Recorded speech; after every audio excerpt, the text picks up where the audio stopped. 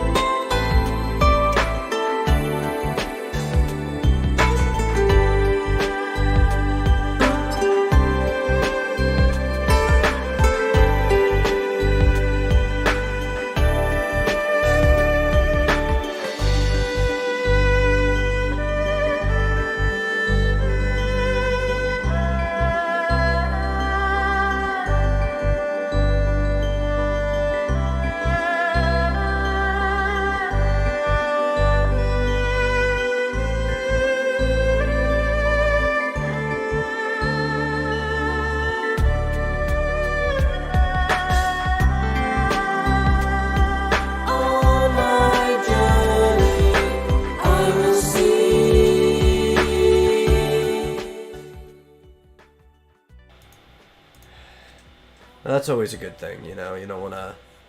One, we want to be able to hear you on the show. That's very important, which I think for the last couple weeks or so you've sounded fine. Yeah. Yeah. It takes a while to get all the Arizona pollutants out of my lungs, I guess. Yeah. It's a place you got to escape, I guess, you know. Yeah. Yeah, I can't wait to move back in the next 6 months. Yeah. You'd have to get on some type of, like, honey and tea regimen or something like that while you're there just to keep your throat fine. Yeah. Anyhow, we are live, and welcome to the Vomitorium. I'm your host, The Metal, and as always, my co-host, Marsupial Gamer. How you doing today? It was great, thanks. How are you? Yeah. I've got us all decked out. I don't know if the stream's caught up with us yet, if you can see that on there. Yeah, I see it. Breathing in snow. I figure, you know, 'tis the season. We might as well be decked out. We'll deck our hall, since the Vomitorium is a hall, and it'll be appropriate. Though I don't really think it snows in Rome. Like, ever. It's a Mediterranean, like, city-state, so... Yeah. Well, it snows up in, Lake Como, I think. Yeah. In northern Italy. Probably. I think in northern Close Italy by. gets snow. Closer you get to, like, Hungary and Romania and stuff like that, yeah. Yeah, Switzerland. But yeah, I don't know. not- I've been to Rome, but only in the summer. Only been to Rome in the summer. Yeah. I'd imagine, they probably don't get a lot of snow. It's funny if you actually look at a lot of the Mediterranean religions too, because they were such seafaring people and they never went that far north during the time that the religions formed, they only have two seasons. They have summer and they have winter. And it's basically the dichotomy of when harvesting works and when it doesn't. Yeah. Yeah. Right. It's really just kind of when you have a little bit less sunlight during the day. Yeah. It's like, well, we can't grow crops. It's a good thing we stored it for the winter. Mm-hmm. Yeah, all the Victorian, style Christmas stuff, tropes and stuff all came from, England and places much colder. Oh yeah. And even a lot of the Yule tide traditions we have now were actually borrowed from like the Germanic pagans and stuff like that. Right. It's much colder up in Germany It's than a solstice down around the holiday. Mediterranean. Yeah. Definitely. Isn't is the what's the name of it? Like the Ebenezer Scrooge and stuff like that? Is that English or German originally? Oh, that's English. Story. Yeah, it's Dickens. Dickens, right? Of course. Yeah. That was one of those stories that was originally published in part in pulp, and then put together as a novel later on. Right. But the Snow Queen that like Frozen is very loosely based off of Denmark. It's Hans Christian Andersen. Yeah. Right. Yeah. I haven't read that, but I've read about it and the fact that Frozen is nothing like the actual Snow absolutely Queen nothing story. One, the Snow Queen's the bad guy in that story. Right. There's actually a reference to the real characters from it in Frozen. The maid and butler that take care of Anna they're named after the brother and sister who were the main characters in the Snow Queen. Interesting. Well, I understand that the original script for Frozen, she was going to be a bad guy.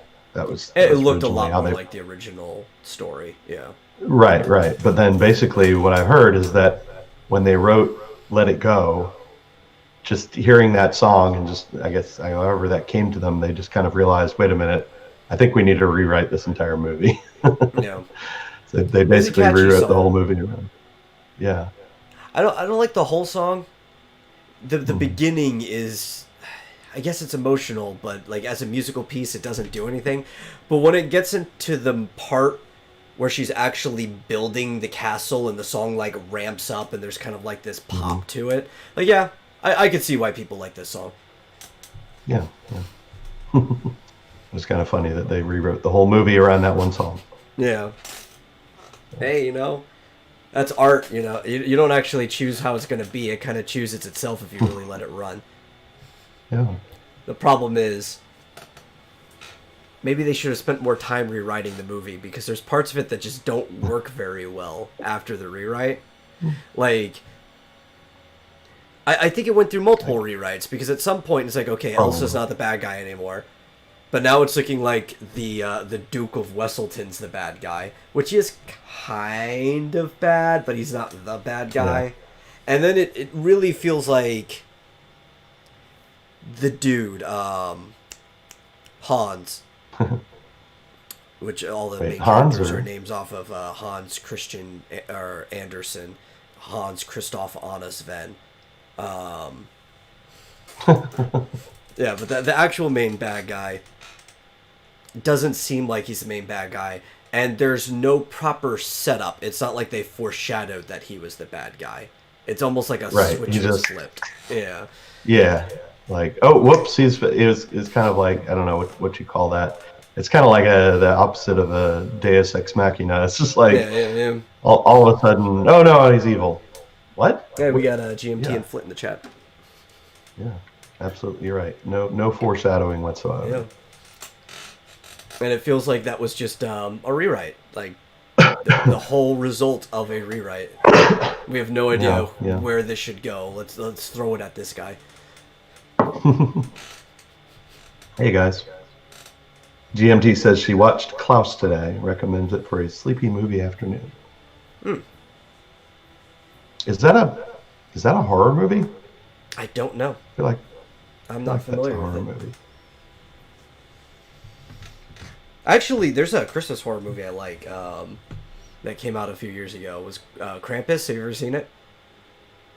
No, but I've heard of it. Yeah, yeah. You recommend Yeah, I recommend it because it's dumb, it? but it's great, right? Like the ending's kind of eh. The beginning's a little oof too because it's starting to look like your average Christmas vacation style movie with this dysfunctional family. But once it actually kicks in, it's like, yeah, I had a fun time watching this movie. I think it's better than most horror movies in general when it comes to how families interact with each other and stuff like that. Yeah. May not have been foreshadowing, but there was definitely three shadowing. I need all foreshadowings. All of them. Yeah. So speaking of Christmas movies, the question of the day is Die Hard a Christmas movie or not? Oh, for sure. Like, I don't know why people argue against this. It literally takes place in the Christmas season. Yeah. Like, Well, see, I've seen people argue that Christmas is not central or necessary for the plot, that it really has nothing but to do with he Christmas. wouldn't even have been going there if it wasn't for Christmas. So Right, that's the counter argument. yeah, And this, and it was released in July. That's right. yeah. And I wonder if perhaps because this particular argument that I saw was from someone in the UK, and I wonder if they don't realize that that office Christmas parties are a thing. I don't know if they're a thing in the UK. They're But like definitely a thing here, it's literally the only time of year that it could have taken place, at least the way the plot worked out, Yeah. because you don't have office Thanksgiving parties, you don't have office Easter parties, or there's no other time of year when it could have taken place. Yeah, Really. and it's because it's working into the last quarter because our quarters are set up around the solstice and equinoxes, like we have our season set up. So it's like right there next to a quarter transition. It's during a time where everybody's going home for vacation stuff. It is the perfect time to have like a big celebrate the year, try to reward your employees type party thing. Mm-hmm. Well, there we go. GMT makes an excellent argument for it being a Christmas movie because in the 80s, often Christmas movies were released in July so that they could get the VHS release out by Christmas of that year. Yeah. It was a lot harder to get VHSs out than it was for like DVDs, because DVDs, the printing process for that was like fast. You could get out in like 2 weeks. Back in the day, you were used to like maybe a year after the movie was in theaters, you might get the VHS coming out. Yeah, yeah. Although that's a good point too, is that I doubt they actually had the VHS release available by that. They might have, because it usually didn't take a year to make the VHS. The release cycle is for a specific reason. One, movies in general were in the theaters longer back then. Wow. Now you get like Disney does their extended runs where you might have a movie in a theater for like a month or two. But going into the 90s, into the aughts, you started getting like the 2-week run. Started becoming a thing for a lot of movies, right? And part of that too was to get it out so that they could start the process of getting it home release faster too. Mm-hmm. Yeah, and I bet you something like Die Hard was probably in the theaters at least 3 months, at least. Yeah. But if Maybe they had more. that Christmas schedule, and you did see this on occasion, if they wanted something out by a certain time, they would have started the process before the movie got out of the theaters. Yeah. Yeah, I mean, if you look at like something like Titanic, I think was in the theaters for like 6 months, right? Yeah. It's such a big success. But I don't know how successful Die Hard was in the theaters. I'm sure it was. It had to have been a success. I'm sure it wasn't like a huge I think success, it was, but for its day, a blockbuster. Because it was coming out It to was. be like the summer blockbuster movie. yeah, that's true. So my argument was in relation to whether a Christmas movie is directly related to Christmas or has like a plot is centered around Christmas. To me, Home Alone, by that definition, wouldn't even be a Christmas movie because it had little to nothing to do with Christmas. Yeah. Except it had to take place then because the family was going on a vacation with and all that kind of stuff. But yeah, I mean, like Christmas is central to the plot. It's just not the focus of the movie. right. I think Die Hard is just as much of a Christmas movie as Home Alone would be. Yeah. Because otherwise you're arguing it's a winter movie. I'm like, yeah, but now we're just throwing out semantics, like... Yeah. You're going to make a winter movie about February? We already have that. It's called Groundhog's Day. I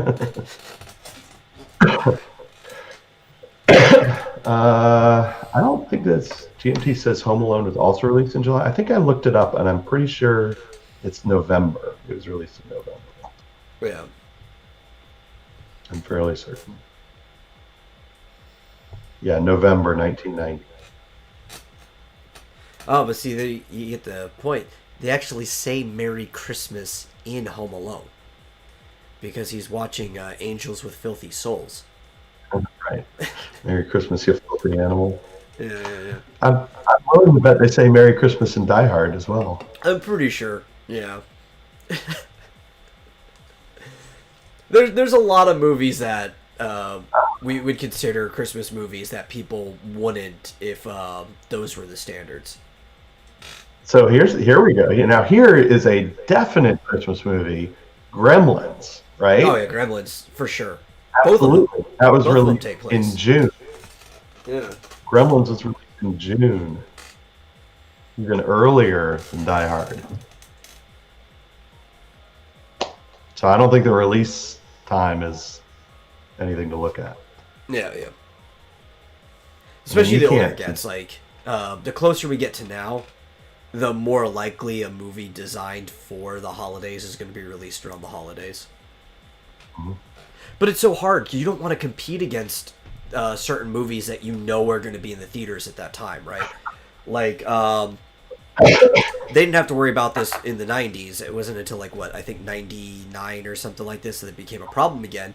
But Star Wars always releases in the holiday season, when you do get a Star Wars release.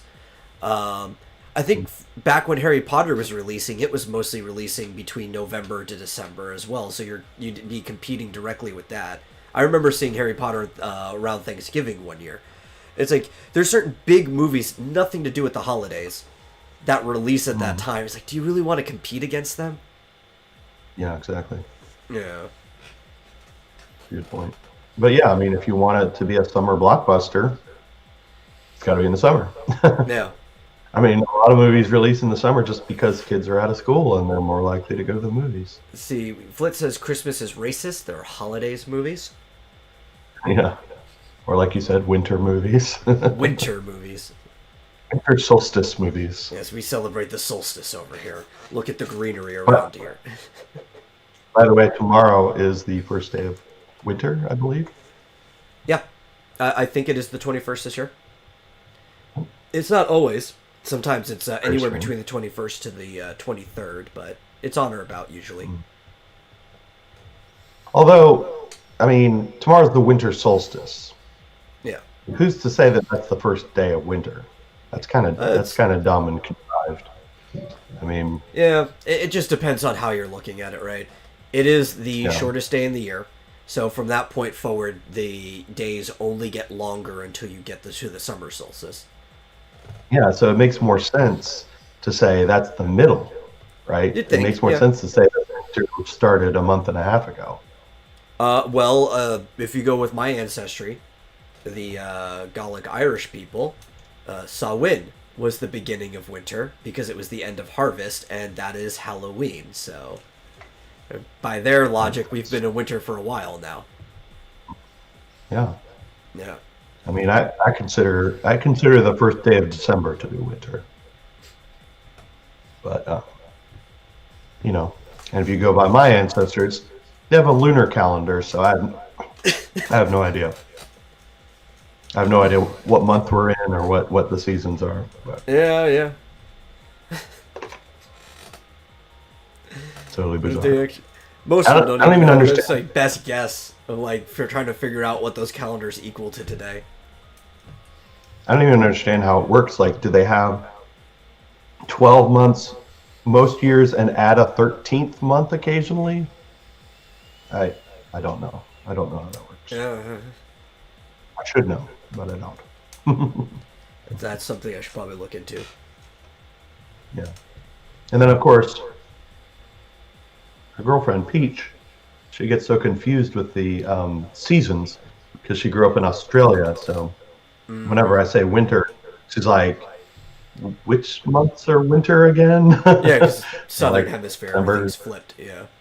Yeah, yeah. And I actually went there for Christmas one year. It was hot as hell. But yeah, I have to remind her, okay, December, January, February is winter. March, April, May, that's spring. Yeah, whatever you're used to, just think the opposite. Yeah, Yeah. that always caused some consternation or confusion. Yeah. What's funny is everybody always talks about their favorite Christmas movie, which we can talk about that a little bit too before we get into other stuff, since we're already on the subject of Christmas movies. I have I wouldn't say uncommon one, but it's not common either, because it's not most people's go-to, and it is I think it. Frick, why am I spacing on the name? Just Friends with Ryan Reynolds. Okay. Have you ever seen it? I think so. Wait, is that the one where they pretend to get married? No. Is that a different one? Okay, so in this movie, And I guess not. Ryan Reynolds, he wears a fat suit at the beginning, was like the chubby kid back in high school.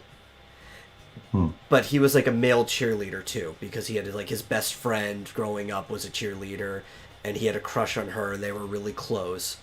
And at the beginning of the movie, he even gets her to sign the yearbook and everything, and he had like this really embarrassing moment at like their house party for the senior year graduation and everything, and he kind of just storms out and they don't see him again. Fast forward years later, and he is thin, attractive Ryan Reynolds, who has become like this big time like manager slash music producer guy. And what's her name? Anna Faris, from like Scary Movie and all those different things, is his like singer performer that he manages, right?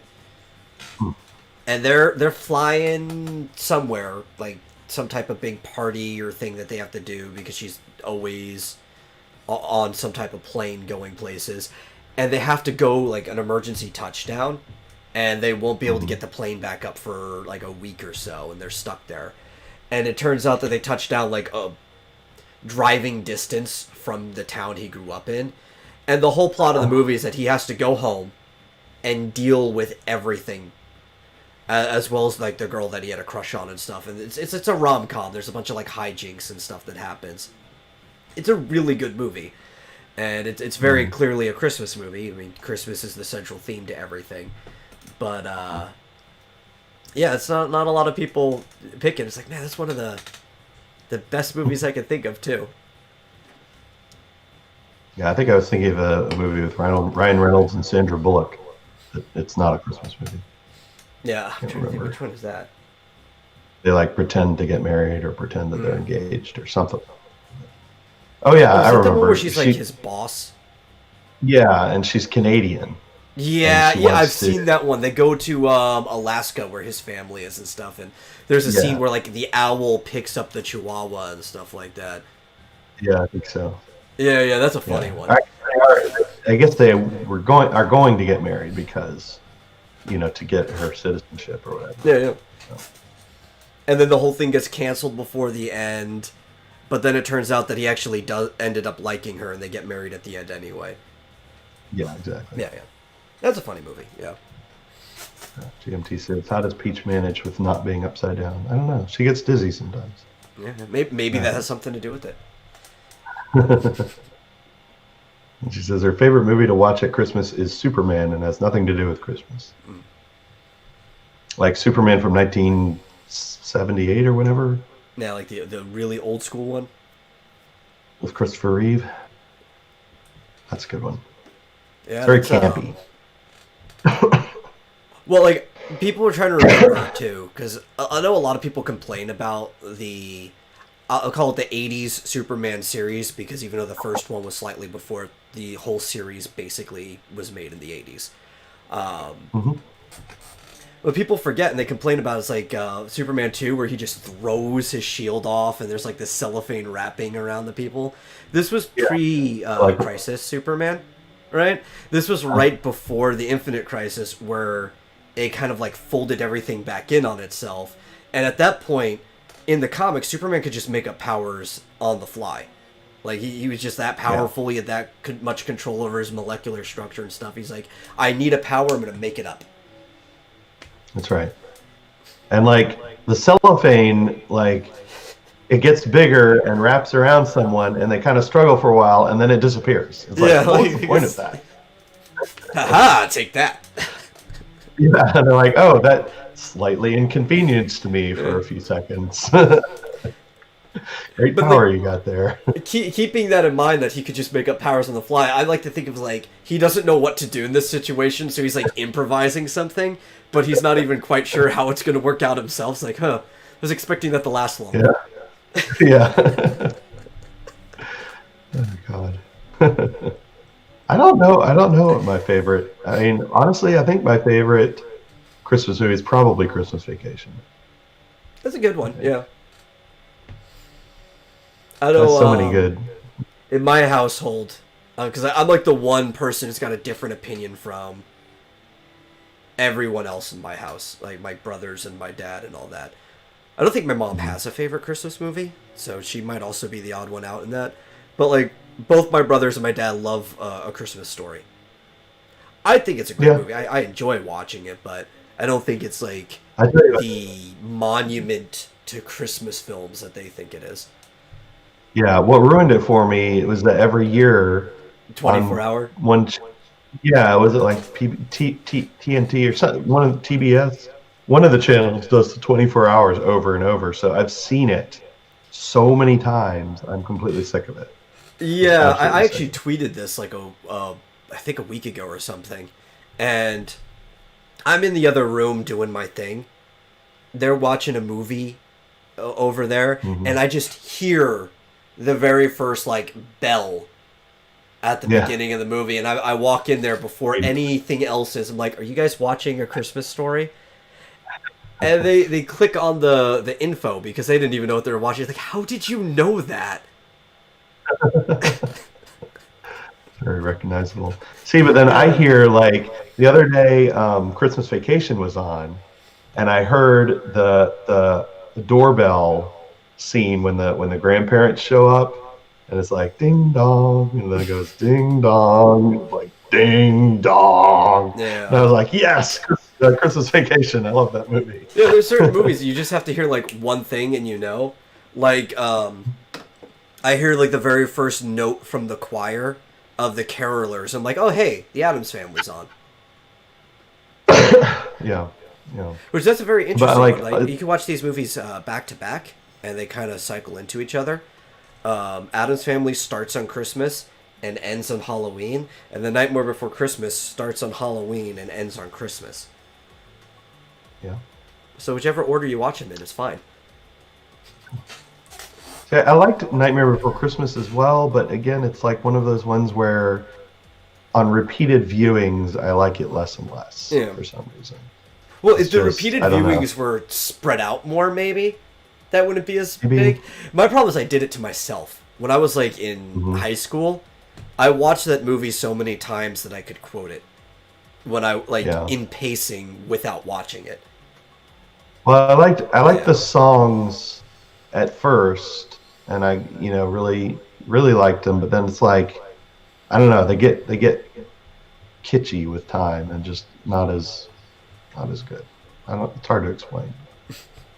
Yeah, the more I The more I see, or I can't really watch Nightmare Before Christmas anymore. Just, I mean, at Oh, the moment, I just because stopped watching it. I'm sick of it.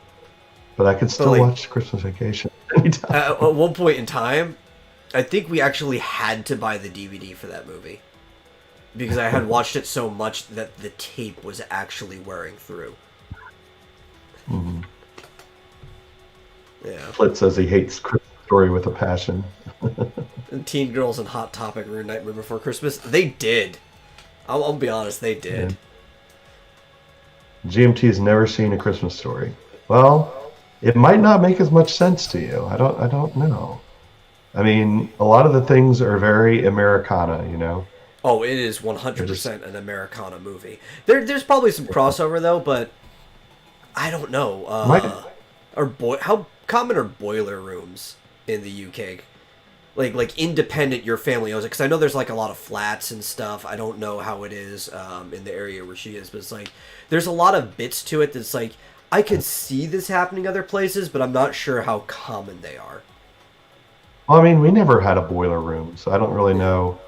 And yet it's still funny, even though it's completely foreign to me, as far as like, I don't really understand what he's doing down there in the basement. Wrestling with something and getting he was a battler, that's what he did. Yeah, He I don't battled know that what he was beast. doing. Yeah. I mean, it was interestingly, we had a boiler room in my high school that actually cleaned in the summers for a job, and it was really messy, and I'd end up completely black-faced at the end of the day. But we had to like swear at it and like, hit it with things. I don't know. I never quite got what the hell he was doing down there. Yeah, there's so many good things about that movie, though. The problem is I could. ruined, though. That's the problem. It has what? It's been ruined. That's the only problem. It's like It's been I've got ruined. good, fond memories Yeah. of it, but my memory of the movie is better than, or like higher than my actual desire to go and rewatch the movie. Yeah. See, now I can relate to the scene where he's changing the tire. And the nuts go flying off into the snow. I don't think that's ever actually happened to me, but it's like my worst nightmare. There are a lot of scenes that I can relate to, like being a kid and the whole fudge. But I didn't say fudge. And I'm pretty sure that my yes, what I was in high school. Yes, I went in blackface. Actually, I went to work all clean, and by the time I went home, I was in blackface. Unfortunately. But yes, I'm pretty sure I got my mouth washed out with soap. Oh, yeah, I did. Soap. Happened a couple times. Yes, I can relate to that. I can Boiler still rooms taste do it. exist there. Okay. Yeah. It's good to Interesting. What about leg lamps? Do those exist? know. It's a prize. Okay. It's It's a major award. Fragile. It's Italian. It's a major award. Yeah, he's in the window and he's like explaining. He's like, "Wow," and she's just like, "Oh God, everybody can see And this." they were like, "What? You won that?" Well, I feel so bad for the mom in that movie too because she has to put up with everyone, and she seems like the only sane person in the household. Yeah.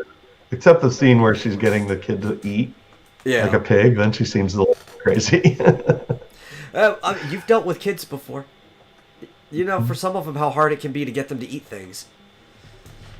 I guess I never had that problem with my kids. Maybe you just had good kids. Oh. My brother Joey was that way. He's still that way. He only eats like pizza and macaroni and cheese. It's like if it's not dough and cheese added together, he won't eat it. Mm-hmm. Or chicken. He'll eat chicken. That's it. It's dough, cheese, and chicken. Those are the three things he eats. That's his three major food groups. Dough, cheese, and chicken. Yeah. Sounds good. What's gonna get me in trouble? Yeah. Oh. Also, like another one that was big in my family was Elf. I'm watching Elf a lot. Yeah. That didn't come out until I was an adult, and it just, yeah, Yeah. it never became any kind of tradition or anything like that. Yeah, it's also like a Will Ferrell movie, so like it's very hit and miss for people because some people, it's a funny movie, and some people just can't stand him, like Yeah. in anything. Well, he was good. But Was I was watching some animated thing with him. Shoot, what was I animated watching? with Will Ferrell. I'm trying to think what that is. I mean, I know he's been in the. Was he in the Lego movie? Oh yeah, but he wasn't animated. I was watching something very recently where I was like, oh wait, this is Will Ferrell.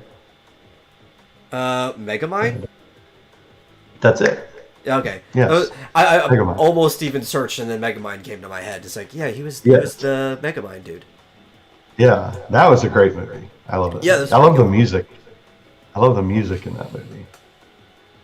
It's really good. It's got AC/DC and Michael Jackson. It's awesome.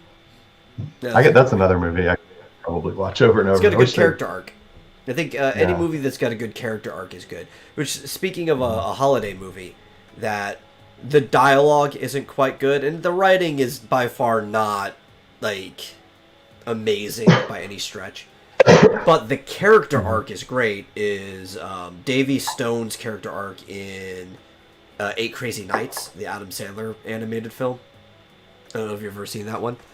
Uh, it's from the name you can guess what the primary subject is. It's the Eight Crazy Nights is Hanukkah, but it's one of Right. those years where Hanukkah and Christmas overlap. I think the eighth night and Christmas Eve are the same night in that year.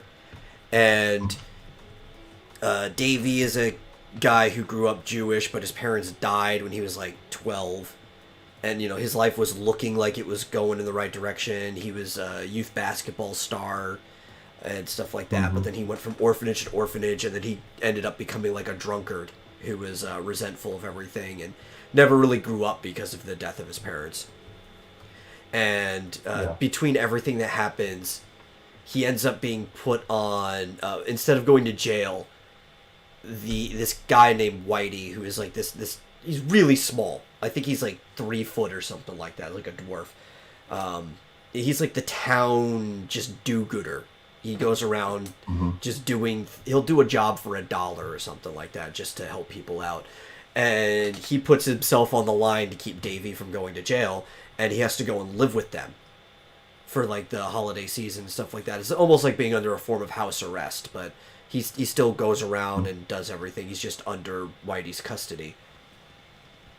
And it was a really funny movie. Obviously, it's an Adam Sandler movie before things really went downhill as far as comedy goes. But it's got like this really good emotional side to it too. There's like a girl that he was friends with growing up, and Vanessa, and they ended up having like a thing with each other, and all kinds of stuff. And there's like this big tipping point where it looks like he's bouncing back into like the alcoholism and everything like that. And there's a big wrap up, bunch of musical numbers. I think it even harkens on the holiday themes really well too. Not just Christmas, but the Hanukkah side, and also just the whole togetherness and stuff like that. It's a good movie. Yeah, I remember when it came out. It's based on his song. Yeah, His and Hanukkah song. the third Hanukkah song it plays in the end credits. Oh yeah. Yeah. No, never seen that one. Did you say Will Ferrell is in that? No, no, no, no. I was just thinking of comedic animated movies, and then we were talking about Holiday. holidays. So yeah, Yes, GMT says Megamind is so good it's even good in 3D. It was originally released in 3D. And you can tell by the one scene where the building is coming at you and the point of the building. And I'm like, yeah, they did that for the all 3D. those cheesy 3D effects. I remember one of the coolest times that I had that effect though. I was a kid. I was going to see some type of documentary type thing in the theater with my school. It was something about like unearthing the Titanic, or they were going down with submarines to actually look at the ship that was sunken, and there was like this claw that was used for like grabbing the mini sub and stuff, and they just did one of those cheesy things where the claw came out of the screen at you. Yeah. Yeah, I remember when Jaws 3D came out. Oh. The 80s with the shark coming at you. I'm glad I wasn't around to see that in theaters. I probably would have been upset. That was my earliest 3D movie experience, I think, was Jaws 3D. It's awful. Terrible. There's a lot of things that I've seen in theaters that I think I'd be upset if I was the one who paid for them. Hey, I saw Green Lantern in 3D. Oh, yeah. In the theater. I probably did too. I think that was the only option here. Yeah, one of those big IMAX 3D. I think I paid $15-20 just for the ticket. And I was like, oh, that was terrible. I saw Thor 2 in 3D. Actually, I didn't hate it, though. Actually, I like the Thor movies. They're my favorite Marvel films, and I know that's not a popular opinion, but I really like the Thor films. And I know a lot of people say they like the third Thor film, but I like 1 and 2. I think they're good. Yeah, I'm trying to remember. In 1, what was the main? I don't even remember. I remember 2 better than I remember 1. The main bad guy in 1 was technically Loki, because he was the one that kind of pulled the strings to get everything done. But really what it was that Thor was unworthy, so he was his own villain. Oh, right. And then they had to throw the Destroyer down, and he fought the Destroyer in that, like, New Mexico town or whatever. Yes, I remember now. It completely escaped my mind what Thor was about. But yeah, where he loses his powers and he goes, yeah, okay, I remember now. I liked Thor, and Thor 2 was okay. I liked it. I didn't think I liked it when I saw it in theaters, at least. Coraline was the only movie Flit has seen in 3D. Coraline's a great movie. It's okay. I think it's a great movie. And Ragnarok turned out nicely. Yeah. GMT has the 3D Blu-ray. So, do you have a 3D television? Watch it on? My question. Or can you just watch it in 2D, I guess? Can we, since the 3DS is discontinued, I know it's a low resolution screen, but can we just like get the cartridges and just start putting like 3D movies onto the 3DS? Yeah, you would think so. I mean, technically, we don't even need the cartridges. You could just need a like a micro SD card, and you're good. But speaking of the 3DS, have you heard the news about 3DS? I don't know if this was on your list. I probably have not. What news is there about the 3DS? They have updated. Okay, 7 years after the discontinuation of SwapNote, they just came out with an update to SwapNote. Version 1.2 was just released, and it's called SwapNote Remastered. And guess what? You still can't use it to send. Well, they discontinued like the online being able to send notes to people. Which was kind of the whole point of it. Yeah. So you can still use it, and you can now update it to the latest version, 1.2. I think it's 1.2. But you still can't send swap notes to people. What's the point? Because it was discontinued 7 years ago. Yeah, like why update something that you can't even use at the end of the life cycle of something that's like it's gone in what 11 days. 11 days the eShop's done. Okay, so for 11 days, go download SwapNote, the latest SwapNote. Poor Nikki, she did not need to be abused like this. I didn't even realize that. Like when I read this, I didn't realize that the eShop is going to be closed in 11 days. So it's like, you're not even going to be able to get the update anymore. Unless they're somehow leaving updates up somehow. No. I doubt it. Put SwapNote on the Switch. They must have had it like there and maybe close to release, and they're like, "Oh shit, the eShop's about to close. Well, I guess we better release this." Like, maybe they never planned on releasing it. They were like, we'll just give it to people. Why not? It's here. It's done. And watch, it's a Give 'em secret 2 thing, weeks. right? The night before the eShop goes down, they're just going to turn on full capacity for Swap Note again. Yeah, right, for one day. Or you mean like forever? Just Yeah, turn it yeah. on? Like it'll just have its own server working. You don't need the eShop or anything like that. Eagle wants us to do this. Oh, he wants us to do a thing. I don't know. I'm late. There you go. Did we do it right? I don't I don't we know. did it right. We did something. Yeah, I guess we did. Release what game? Oh, we're talking about Swap Note on 3DS. They just released an update 7 years after discontinuing the Swap Note service that allows you to actually swap the notes with people. They have released an update. It's to Swap Note. because too many people were drawing and sending dick pics to each other, and there's little kids using the service, and they can't let us have nice things. Okay. People who have to send dick pics can't let us have nice things. Right. Exactly. So I don't know why they decided to, I bet, yeah, as I think about it, I bet you it was done probably years ago, or maybe just needed a little bit more tweaking, and then they could release it, and they were just like, oh shit, the eShop's about to shut down, we might as well just release it, because why not? Like, I don't know what features it adds Or what, but alternative thing, it could have been automated. And it was something Sure. that was supposed to be automated a long time ago, but because they basically abandoned it, nobody ever bothered to check if it came out at the right time, and they accidentally put 2020 for the year instead of like 2014 or whatever it was supposed to be. yeah. I don't know. Eagle is highly amused. Yeah. Not touching. Adults and Richard pictographs. That's right. Yep. Too many Richard pictographs. So yeah, I saw that news. Maybe yesterday or maybe it was earlier today. And I was like, what the hell?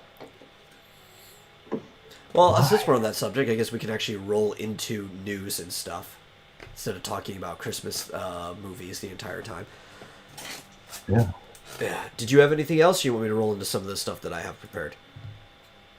I've got a few things, but I mean they may overlap with what you have. They could. Let's find out. I was going to continue with a couple other Nintendo items. Yeah, I've got some Nintendo stuff, so we could just roll into whatever you got. Well, do you want to talk about the Nintendo Direct about Nintendo World? Yes, that was one of the ones I wanted to talk about. Let's talk about Nintendo World, because even though I can't go there anytime soon, I am super psyched about it. Like, I know, it's the it looks coolest awesome. shit I've ever seen. It looks amazing. Unfortunately, it's only in Japan. Well, we're gonna get one eventually. Well, actually, yeah. two. One. Exactly. Nobody cares about California. Yeah. Well, I'm going to care about California because, frankly, It'll be closer. if I, when I move back to Scottsdale, I'm going to be really just a short drive away. In fact, I've been to Orange County Listen, a couple of. if I lived in Arizona, I think I would still rather drive all the way to Florida than go to California. Yeah. Well, and have you been to Anaheim before? Oh my God, what a shithole! Yeah. I mean, if you're presumably, I've never actually been to Disneyland. Presumably, when you're inside Disneyland, I'm sure it's very nice, but outside Disneyland is horrible. That town is horrible. I think the most interesting thing there is the prison. But probably. YouTube is censoring your comments. Dang old YouTube. YouTube is not supposed to be censoring anything other than super chats. Like, I know they've always been censoring super chats. Oh, and I have allow all comments too. That's just YouTube's automatic bots doing stupid YouTube things. Like, there's no filter built into our streams whatsoever. And see, I'm a mod, so I would see if it was like held for review. Yeah, no, it's just YouTube instant deleting it. Yeah, I Yeah, don't even see it. like with the links. That's another thing we could talk about in a little bit too. That's been pissing me off. YouTube's just been deleting links even on channels that let people post links. Hmm. Yeah. In fact, I even saw Sinatra Says posted video of him, and he was a mod on someone else's channel, and he was typing stuff in, and it was disappearing. Yeah. So even mods are getting their stuff. Yeah, yeah. I've been posting links and other people's channel, and I'm a mod in a lot of channels. People just mod me. I guess I'm a trustworthy guy or something like that. I don't know, but my links aren't showing up.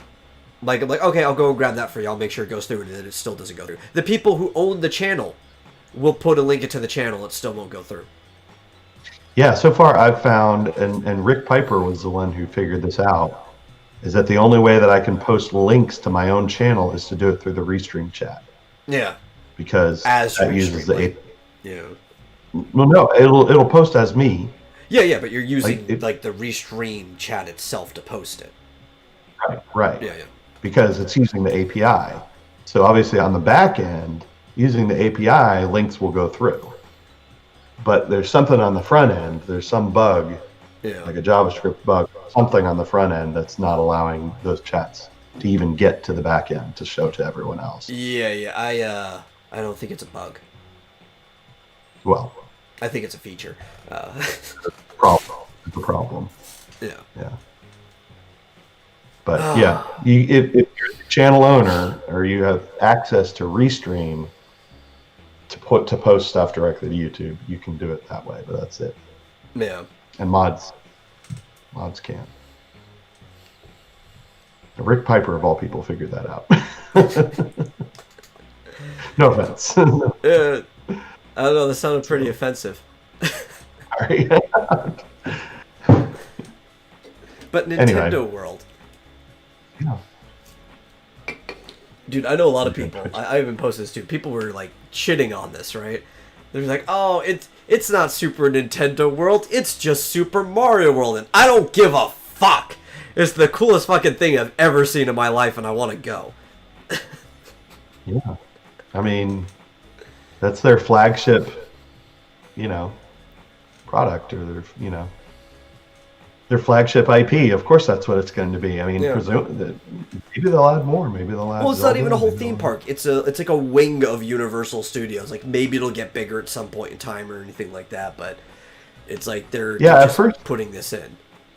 At first, when I was looking, I was like, "Oh, that's kind of small." But then I thought, "Oh, well, think about like the Toy Story wing of the I don't even know if they call it this anymore. The MGM Studios, has like a Toy Story area, or like a Pixar area. Yeah. And it's not the whole theme park, but it's just a section. Yeah. And like the coolest thing is like, one, the background music to appropriate places plays all the time, and I love that. Like you go through that warp pipe, Miyamoto was showing everybody, and as soon as you enter, you're in Peach's castle, and it's playing like the Peach's castle theme from Super Mario 64, and even you have like the portraits and everything on the side, and I love that Bob-omb portrait. Yeah, it was great. And then like from certain angles, one of the bombs turns into Bowser Jr. in the Koopa Clown car. That was awesome. The wrist straps. Have you been to Disney World lately? No, I've been to Disney World once in my entire life, and I was like 2 years old, so I don't remember. Well, I wasn't even 2. I was like 1.5. So I don't know anything about Disney World other than what I've seen.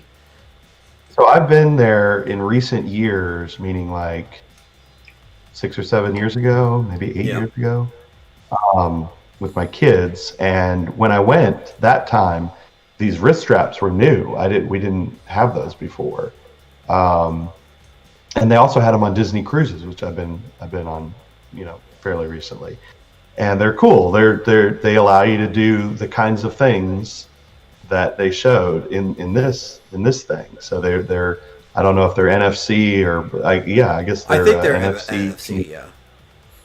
And you use them in Disney World to like register for rides so you don't have to wait and order dinner, and I mean they do everything. And they even like have these games around the park. Like there was a Phineas and Ferb game that you could do that like went off these wrist straps. And yeah, and you could find clues and stuff like that. So that's what he was showing, was this presumably NFC wrist strap interacting with things. Yeah, they would have to be NFC so that they only interact in near field proximity. But that also means all the things you're interacting with have to be hooked up to a network around the park, because that would have to be relaying the data of this serial number just pinged me. Mm-hmm. Yeah.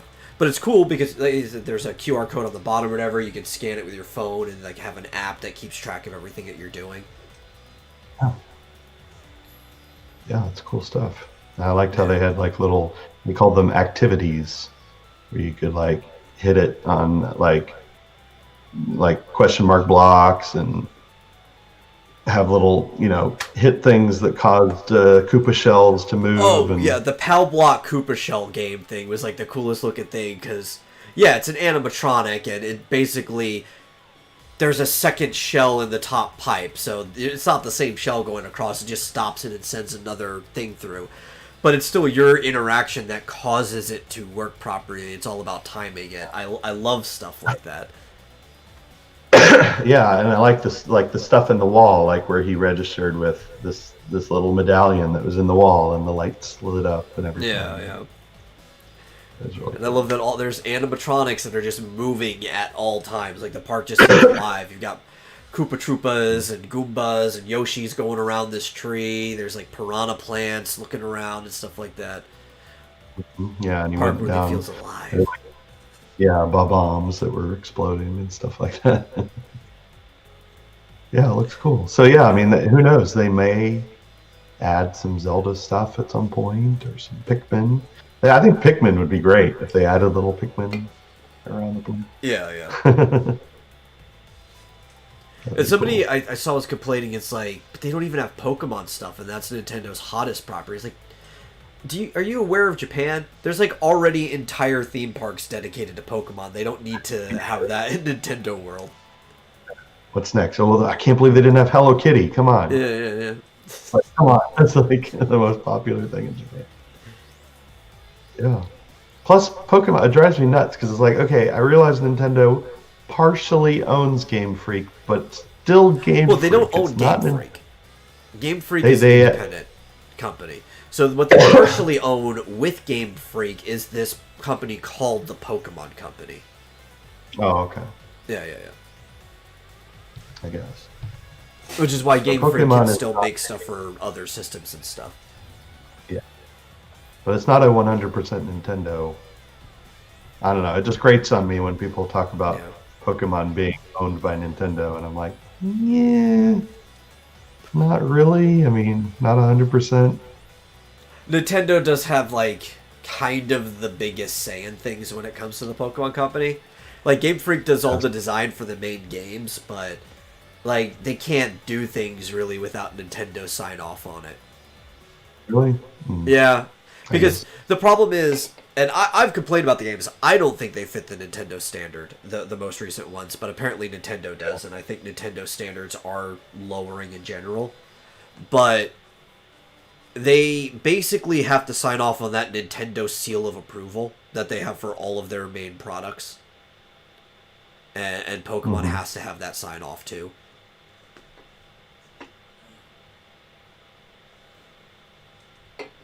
Flit wants to know how much he would have to pay Pig to be declared top simp. Ooh, I don't know. Top simp of the stream. I'd say three figures. Maybe GMT. So yeah, I thought that was really cool. And yeah, they're coming out with one in Singapore and one in California and one in Florida. But it's Universal Studios, right? It's not Disney. Yeah. It is Universal. So it'll be coming to Universal in Orlando and Hollywood. Okay, so yeah, I was confused. I was talking about Disney before. So Universal Studios is in Hollywood. It's not in Anaheim. Not in Anaheim. Though they're not that far apart from each other. And Hollywood's a little bit nicer, though. People are I've more never stuck up Hollywood. there, but it's nicer. Yeah, so I've never actually been to Hollywood, so but it probably would still be closer to me than Florida, Oh, yeah, for sure. which I wouldn't mind. I mean, California is a nice place to visit. Yeah, as Most long as you places. avoid certain places, like stay out of South LA. Yeah, and I'm heartbroken that I'm afraid to go back to San Francisco Yeah, because I tell you, the last time I went to San Francisco was in 2015, 2016 maybe, and I fell in love with it. It was absolutely fantastic. And now I feel like it's absolutely destroyed, but I yeah. don't know. I've been since then, so I don't know. But Well, I think the history of San Francisco has been the slow destruction of the area, San Francisco, because it originally built up around, even before the transcontinental, but it was a seafaring port, and then it was the center of the gold rush, and then so on and so forth. And it's just been like the slow. If there's something in this area, we're gonna destroy it. We'll build something else around it, but then that's also gonna get destroyed too. It just but like even in cycles. 2015 it was absolutely beautiful and Yeah. just I mean, it was clean. It was really clean and really beautiful. At least the areas I went to, and I rode the trolley car or the cable car, and went. I was mostly at the convention center there, and it was beautiful. So I guess we'll see if they ever bring back GDC. Maybe next year. I'll have to go back and report back and see how much shit is in the streets. I'm almost afraid. I don't want to ruin my perfect memory of San Francisco. Well, what we need to do is what's one of the bigger cities there? We need somebody who's from like a major city in India, who like grew up there, to go to San Francisco and give us like a comparison report. Mm-hmm. Just like is Yeah. there more or less shit in the street here? I need to know this for like scientific reasons. Yeah, and Peach lived in Sunnyvale for years, and she no longer has a desire to go back there. So Yeah. Sunnyvale's just like I think it's on the opposite end of San Jose, maybe, Can I just or well, it's immigrate to near. the Mushroom Kingdom? What's that? Can I just immigrate to the Mushroom Kingdom? Yeah, Because I think even when like yeah, Bowser's attacking and the world's about to end, it just seems like a nicer place.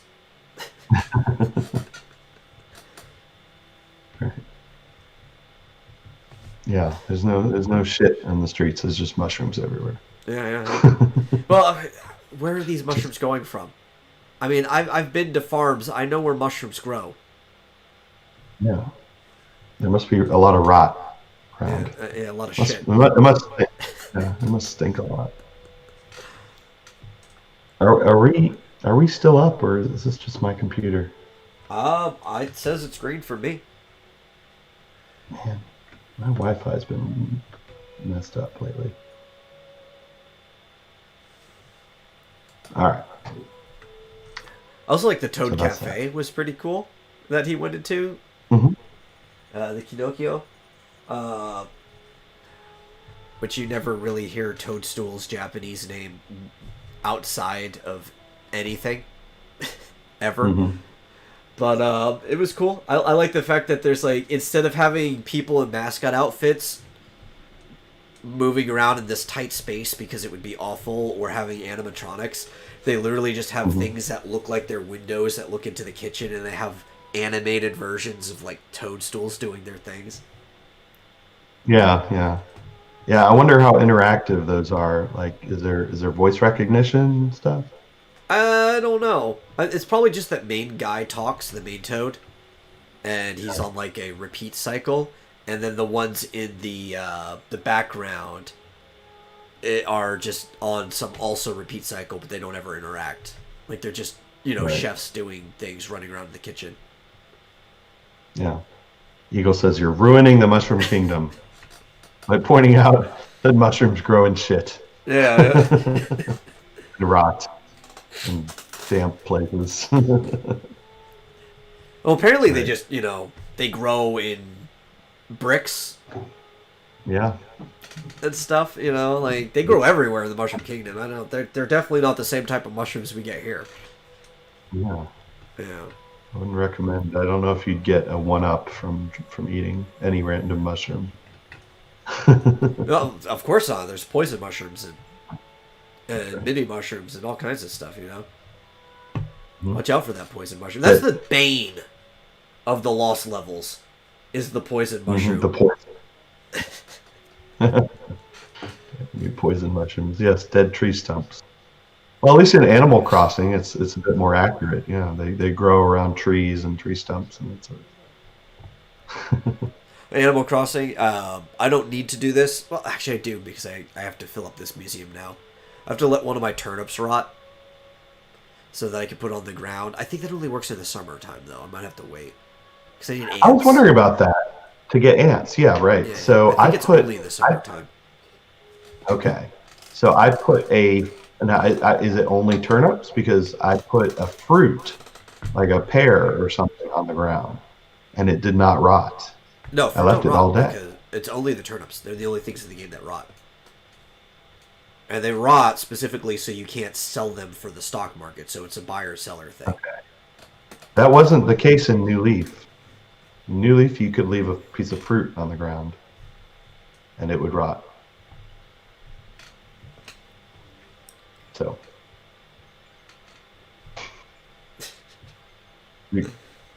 am I right about that? Am I misremembering? I think you're not remembering it right. I don't remember any game where fruit rots in Animal Crossing. Because fruit you can store Thought indefinitely. Well, yeah, but if you left it on the ground overnight, I thought it would rot. No. But okay, Yeah. okay, fine. It's So, do because you have turnips to? have a specific rot day. It's the I know next that. Sunday. Yeah. Yeah, yeah. If Yeah, you yeah. go over the Sunday, okay. So will ants show up in the winter? That's the I don't think question. so. I think they're just a summer thing. They might be spring, but I didn't see them because I tried when I first bought the game. It wasn't until it officially hit summer that I started seeing ants. Okay. Yeah. So do you not have an ant in your museum? Not in the new one, yeah, in my personal. There's ants in the old museum, but I had to immigrate to a new island. Oh, right. Yeah, so I'm filling up a museum from scratch. Yeah, I didn't even start until this fall, so it's summer only. How long is it gonna freaking take me to get all the art? Jesus Christ. In fact, the last time Red showed up, I accidentally bought art that I already had in my museum. I was like, oh fuck. Like Jesus, it's gonna take a year. I swear, because he only comes once a week, right? Yeah. If that. And there's got to be like 50 different pieces of art, so it's gonna take a year. Well, luckily, Insane. he does have, well, not always.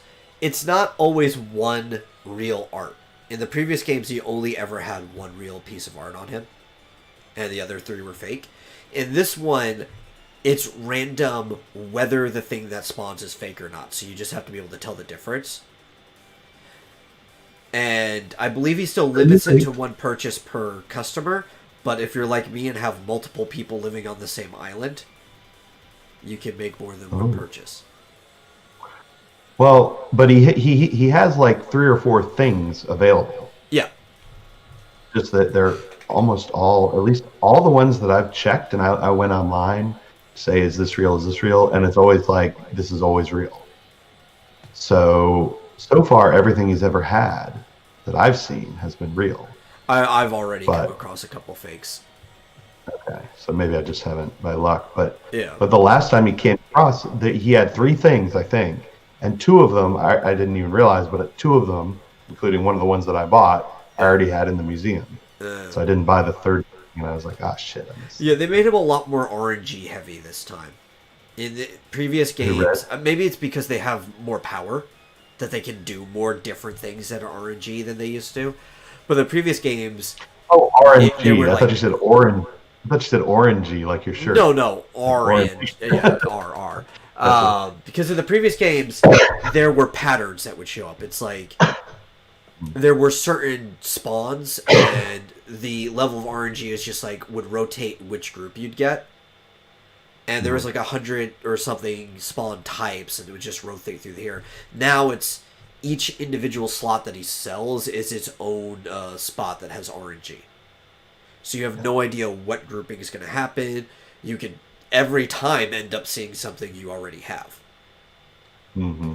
Yeah, it's all luck. I'm never gonna fill my goddamn museum. I'm almost done with the fossil. So. Fossils are always the easiest thing to fill, especially this one because they give you like 6 a day. Yeah, 4. 4? I've had more than 4. Well, when you get the ladder, you'll get an extra one that day, or an extra 2. Well, I started out with a pole vault and a ladder because I had them in my pockets from my previous game. Oh, interesting. Well, at some point, like after, like Dude, I got 6. Yeah. Interesting. Yeah. Like I've had 6 up to the day when I got the ladder, or no. Well, I had 4 every day until I got the ladder, and then I got 6 that day, and then after that it was back to 4. Yeah. So it's not consistent. I think it's up to 6. Yeah. Well, for me, ever since I got the ladder, it's been 4 every single day. Yep.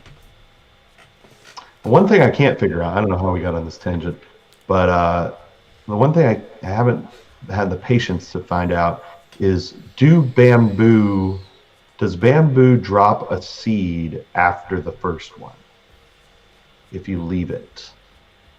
Because like once bamboo grows to its largest size, it'll drop a seed. Yeah, it'll have a root in the ground that you have to dig up. Yeah, so if you dig that up, but then leave it, will it eventually drop another one? Yeah. That's my question. Okay.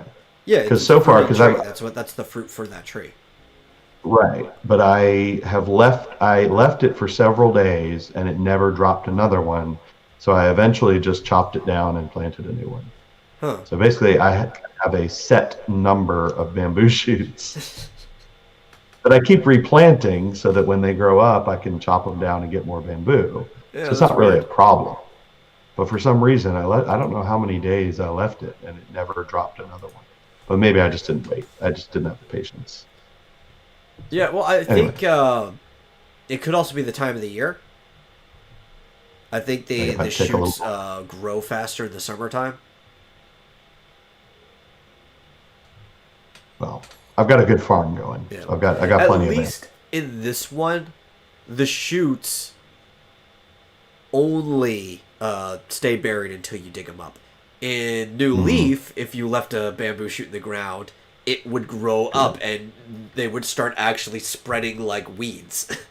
Yeah, exactly. I remember that. I had a huge bamboo farm in New Leaf. I did too. Spreading and spreading. Yeah. I had to use hedges to like corral them to stay in my backyard so they didn't spread to the rest of the town. Yeah. I currently have the same problem with flowers. I've got flowers growing like weeds all over the place. It's crazy. Yeah. I'm like, where am I going to keep these? And what drives me nuts is you can't store the flowers. So I've been like, once I get a bunch, like I'm trying to get different colors and stuff, and I don't want to just throw them all away. So I've been like planting them on my beach. Because I read somewhere that they don't proliferate if they're on the beach, but I think that's wrong, because I think they are proliferating still. Well, the problem is the way flowers work in this game too, right? Because flowers are now a fruiting plant. So there's 2 different ways to harvest them. You either pick the flower off the top, which then becomes a wearable garment, like you can wear the flower in your hair, or you could use it for certain recipes. But if you want the flower itself, you have to use a shovel to dig it up, because by picking it up, it just grows another bulb eventually. Right. Which is convenient, but it's so weird when you're used to like just walking up and plucking a flower out of the ground for the previous games. Right. And being just what drives me nuts is that even if you dig up the whole actual full flower, you can't do anything with it.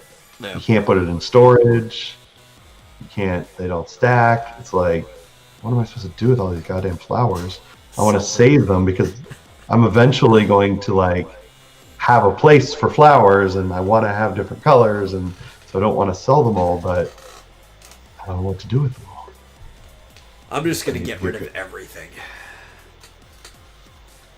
Absolutely everything. Including the land. But I do have some. It's just gonna be nothing but I do have water. some. That's right. I have some nice give the flower to the girl. Problem is the girls are animals, and I don't have a harem of animals. What you But, do is you just make a bunch of other users and just make the other users your harem. There you go. But I do have some nice black tulips. So very proud of my black tulips. I have a And bunch of purple those in the other game. I need to grab the other Switch sometime and just use like Buck's character to dig up all my stuff and then leave it on the ground for me to just pick up and carry back over here. But you can't. You can't drop flowers on the ground. I don't need to drop flowers though. Those I can dig up with a shovel. What I need him to get rid of is like I want my Imperial fence back, or no, it wasn't Imperial. My Zen fence. I don't want to have to build more.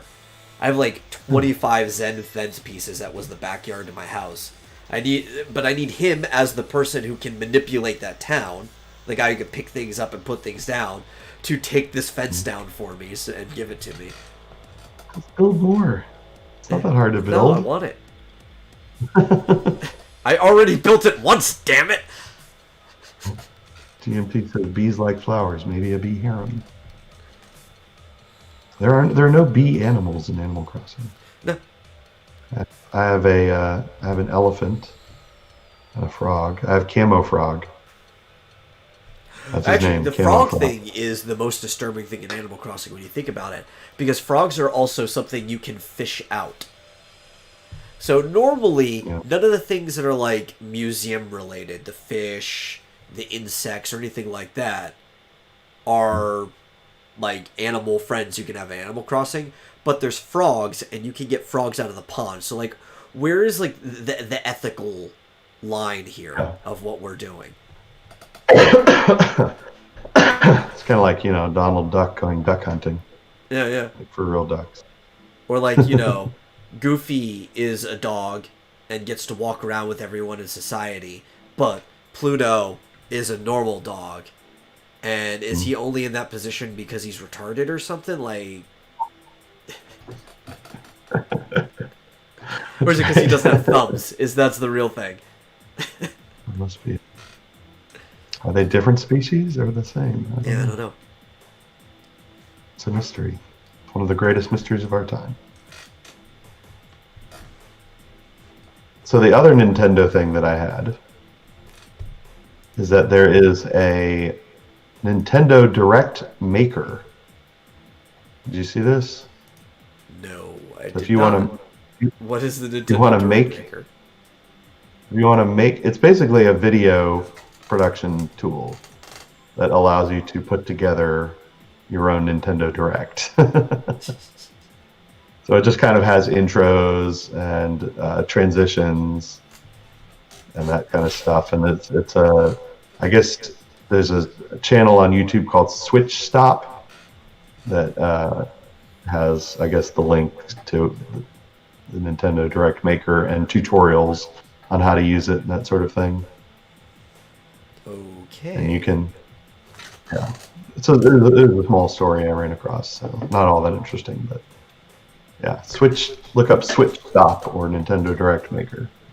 And But is it really a Nintendo Direct if I can't kidnap a Nintendo executive to put in my film? I don't know. Maybe if you, as long as you go like this, direct. Whenever you start. Or you just have to show up with like bananas in your hand. Mm-hmm. Yeah. Oops. Oh man, I miss Iwata. Iwata was the best. Yeah. So yeah, make your own Nintendo Direct.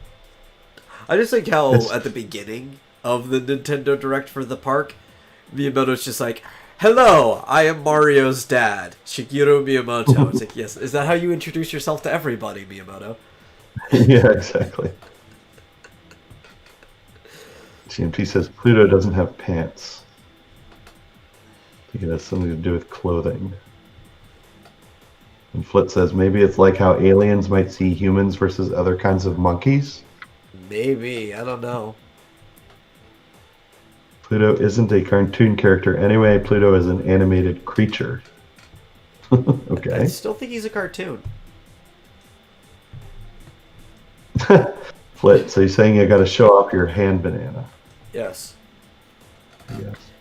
And you need to slowly become Star Fox puppets. Mm-hmm.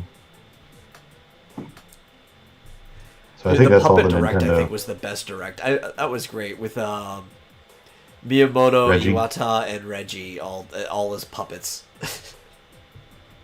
Yeah, that was great. Wasn't that for like an E3 or something? Yeah.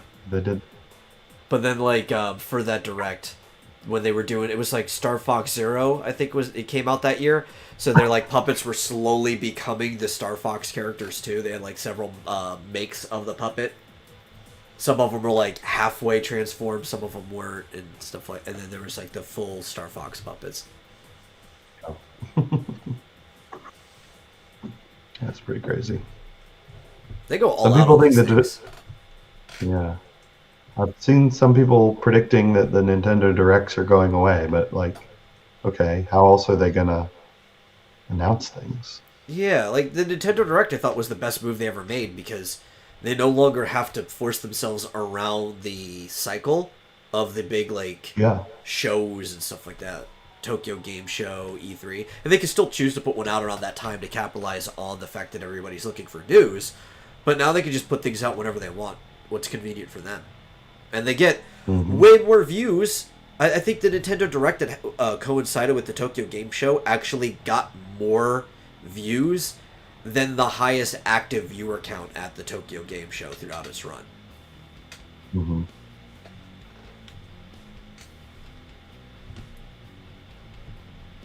Okay, so I guess this isn't really a tool. I don't know. It's something on YouTube. I don't know. If you're bored one day, check out Switch Stop, and apparently you have to click from video to video, and it somehow adds them together, and it puts together a Nintendo Direct for you. I don't know. That sounds boring. I've got a video editing software where I could just make my own thing that looks like a Nintendo Direct. I know how. Or that. Yeah. Or do that. Just get good. That's all you gotta do. I don't know. It is on Twinfinite. I saw Yeah. that. It was funny. Yeah. So, what else is going on? Well, I got to play Sephiroth. Yay. So, I guess you beat him? Yeah, easy. Smash Brothers. It's not like anything is hard in it. But he's busted. Very, very easily top tier. Good way. Not like the highest person in there, but easily in the top tier. He's probably like low top tier. He's got a lot of things that you'd expect to be good in the game. Really long reach, which I was saying is like, yeah, he's probably going to be top tier just from his reach alone. He's fast. He's not the fastest person in the game by far, but he's still fast. He's like Cloud fast. His moves are kind of slow, but it's fine because he's fast enough to move away and then just like space his moves out so he doesn't get punished for how slow they are. He's got a really good neutral air, so he just like hops in your face and just like keeps hitting you with that kind of field around you. He drag you down. Neutral air combos into neutral air, so he could just basically keep hopping at you. His specials are all ridiculous, and I'm gonna main him. I'm not gonna be happy about it, but I'm gonna main him because he's busted and his kid is fun. But Sephiroth shouldn't be in Smash. Welcome to the shield break meta. This is how it works, right? Sephiroth's got like 5 different ways to break your shield. Some of them are just from pressure. His down smash is just going to break your shield anyway if you're dumb enough to shield it. You don't even have to pressure. And once the shield is broken, you just Giga Flare them, and they're dead at 0%. You can shield break, Giga Flare somebody at 0%, and they're dead. If they get hit by Giga Flare, and if they decide to shield it, Giga Flare breaks the shield, and then you can Giga Flare again immediately afterwards to kill them. So you can literally just Giga Flare into Giga Flare and kill the person. Okay. Very, very busted character. Yeah, what's the defense against that? The defense is, don't get hit. Yeah. The old Smash mantra from Isaiah. Don't get hit. Does Giga Flare, doesn't that just take up the whole screen, though? Yeah, but it's very close range. It takes up, like, 1.5 Sephiroth's height, and then that same in a square, right? So, like, maybe 3 Sephiroths wide. And, like, you know, that's not going to take up the whole stage. You can run back and avoid it. It's really good for edge guarding, though, because it covers up past the ledge. But on stage and neutral, it's a very easy move to avoid because it's slow and it blows up, like, just past Sephiroth. It doesn't travel as far as the less charged versions. Yeah. How many Sephiroths? How many what? It's the new unit of measurement is how many Sephiroths. Oh, yeah. It is. Well, he's already on the screen, so it's pretty easy to compare in height to him. I mean, I guess an easier way to measure things is how many Kirbys, because Kirby is a circle, and with his limbs he kind of naturally squares off, and he's one of the smaller units in the game, so it's just like, how many Kirbys tall is it, or how many Kirbys wide? Which, in this case, it's like 5 Kirbys tall, I want to say. Maybe 4. I might be over. No, probably 5. I think he's 5 Kirbys tall is the Giga Flare. Yes, busted things in computer games seems to be the hot topic of the week. Yeah, which we might get into more of that. We were complaining about it last episode, but there's been even more developments since then. If we're talking about Cyberpunk, I think that's what everybody's referring to there. Yeah, did you see the video of the person who was like looking at traffic and they look away and the look cars back and it's different? Randomly reset. Kept changing. And then there was one where someone was on a motorcycle and they're driving down the street, and then all of a sudden the screen blanks out, something loads, and they're like flying in the air, just like floating upwards. They're just like, what the hell just happened? They're just like flying up and like looking down, and the city is getting smaller and smaller. And they're like, I swear to God, I did not manipulate that. This actually happened. Just what happened? Yeah. It's floating off into the stratosphere. Yep. I don't know, man. It's like there's been some pretty bad releases for video games, but I can't think of a game that, comparing hype to release, that it's ever been this big of disparity. Yeah. And there's some that come close too, but as far as bad releases, I think Fallout 76 was far and away worse. Yeah. Much. But was the hype for that game as big? No, the hype really wasn't. The hype was kind of eh. Like, there were people who are diehard Fallout and just Bethesda people that hyped it pretty hard. Yeah. But Fallout 4, while being a big seller, had already kind of like torn apart from half of the community anyway. Yeah. Because Fallout 4 was barely an RPG. Right. So you lost a lot of your RPG fans.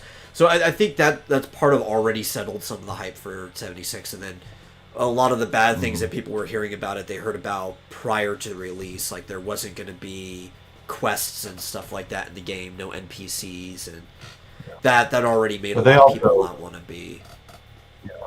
But they also like released merch and stuff that like literally made people sick, and like those horrible bags that were piece of shit that was, incredibly expensive, and terrible quality. No Man's Sky did have a lot of hype out. I think No Man's Sky actually had more hype than Fallout 76 did.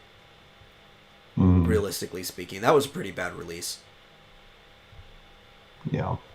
Duke Nukem Forever was also a pretty bad release. The game falls into the same as The Last Guardian. That one beats all three of the ones that were mentioned too. The Last Guardian had a really bad release for being a 13-year-old game. It was like the same distance from when Kingdom Hearts 3 started working on when it finally got out, and it was buggy as all hell when it released. It was like, hey, look at this PS3 game playing on the PS4. That was early cycle PS3 that they just graphically updated. Yeah, pretty bad. Yeah. Duke Nukem's problem, though, I don't think it was as hyped, though, because Duke Nukem's fan base is a lot smaller than a lot of these other ones. Right. Yeah, I guess that's why. I mean, like, I've gone back and reminded myself of all the horrible bullshit that happened with Fallout 76, and I was like, oh my god, that was so much worse than this. But I think you're right. There just wasn't as much hype, so it just wasn't as big of a deal. Yeah. I mean, it was for some people, but yeah. I guess the expectations were way too high. Way definitely. Because when I see the hype around this game, this, weirdly enough, despite the fact that it's coming from a tabletop game, right? And tabletops are more popular than they used to be, right? There was like this height in the 80s, and in the 90s they crashed down, and I think tabletop popularity is probably at an all-time high right now. Yeah, probably due to live streaming and that kind of stuff. I think live stream is really what blew it up, especially what was it with Matthew Mercer, Critical Role or whatever it's called. But it's still kind of a niche industry compared to video games. Like, tabletop is a bigger industry than comics. I think it makes like 7 times the annual income as comics do total. Because comic is like $1 billion. I think in 2018 or 17, tabletop was like a $7 billion industry, expected to grow $5 billion within the next 5 years from there. So I don't know where it is now. But it's still kind of niche because we're talking video games are like $1 trillion industry when you add everything together. It's the biggest entertainment industry on the planet right now. It beats out movies. So going from tabletop to game, you get kind of surprised at the hype for this. And I think a lot of it has to do with CD Projekt Red because The Witcher is a really popular series. And it's almost got like Grand Theft Auto level hype around it. You know? Like, this is the type of thing. Like, did they use the same engine as they did with Witcher, or did they not? I don't know. Because if they didn't, then maybe people, should understand now why, they oftentimes companies will use the same engine, even like a generation removed. Because you're familiar with the engine, you know how it works, you kind of know the bugs that it has and how to go and fix it and stuff like that. Yeah. People are always like, "Oh, they use the same engine for this one, but they did with the last one." It's like, well, that's probably a good idea, because otherwise you end up with Cyberpunk 2077. You say that, but then you have Nintendo, which reuses some assets and stuff, but for the most part, when they go from system to system, they basically make new engines for each game series. For the most part. Yeah. Although, like, they'll reuse bits and pieces from it, but a lot of it's ground up, and you're like... But Wind Waker and Twilight Princess were the exact same engine. They were. Yeah. But that's because Twilight Princess is a GameCube game. So that... It's on the Wii, but that's a port. It was GameCube first, so, and like I said, from console to console, they usually change engines, but at each console, they usually make a new engine for the game franchise. Yeah. Like, even go to the Wii, both Mario games, right? They were the same series, but Mario Galaxy, they just made 2 of them. But this is Nintendo we're talking about. It Yeah, takes them yeah. 6 or Well, they have a 7 higher years. standard of things, and they have a huge history to their team. They're kind of like the Apple of video games, right? They have like their own closed system. Yeah. They don't, they're not trying to. And Flit makes a good point, is that Cyberpunk may not have been as buggy if they had just concentrated on PC. Oh, I agree. Yeah, I think there's no doubt of that. I mean, Nintendo only has to concentrate on one system. Yeah, and this is a big problem we have with a lot of things. Let's look at Bethesda, for example, right? Their games were a lot smoother when they only focused on PC, and then maybe a year or two later, Oblivion eventually gets an Xbox port or something like that, right? No. But Why now don't they do that? they want to have multi-releases for everything, and you get every Elder Scrolls or Skyrim, like the Elder Scrolls and Fallout, come out on every available system on the same day, which means not only do they have to have what they think is a functioning model of one game, they also have to make sure that that functioning model ports over to the other systems well, and you can only expect a ton of bugs. Mm-hmm. This is why I'm not Yeah, I mean, upset with the limited release, or not like the limited run, but timed exclusives.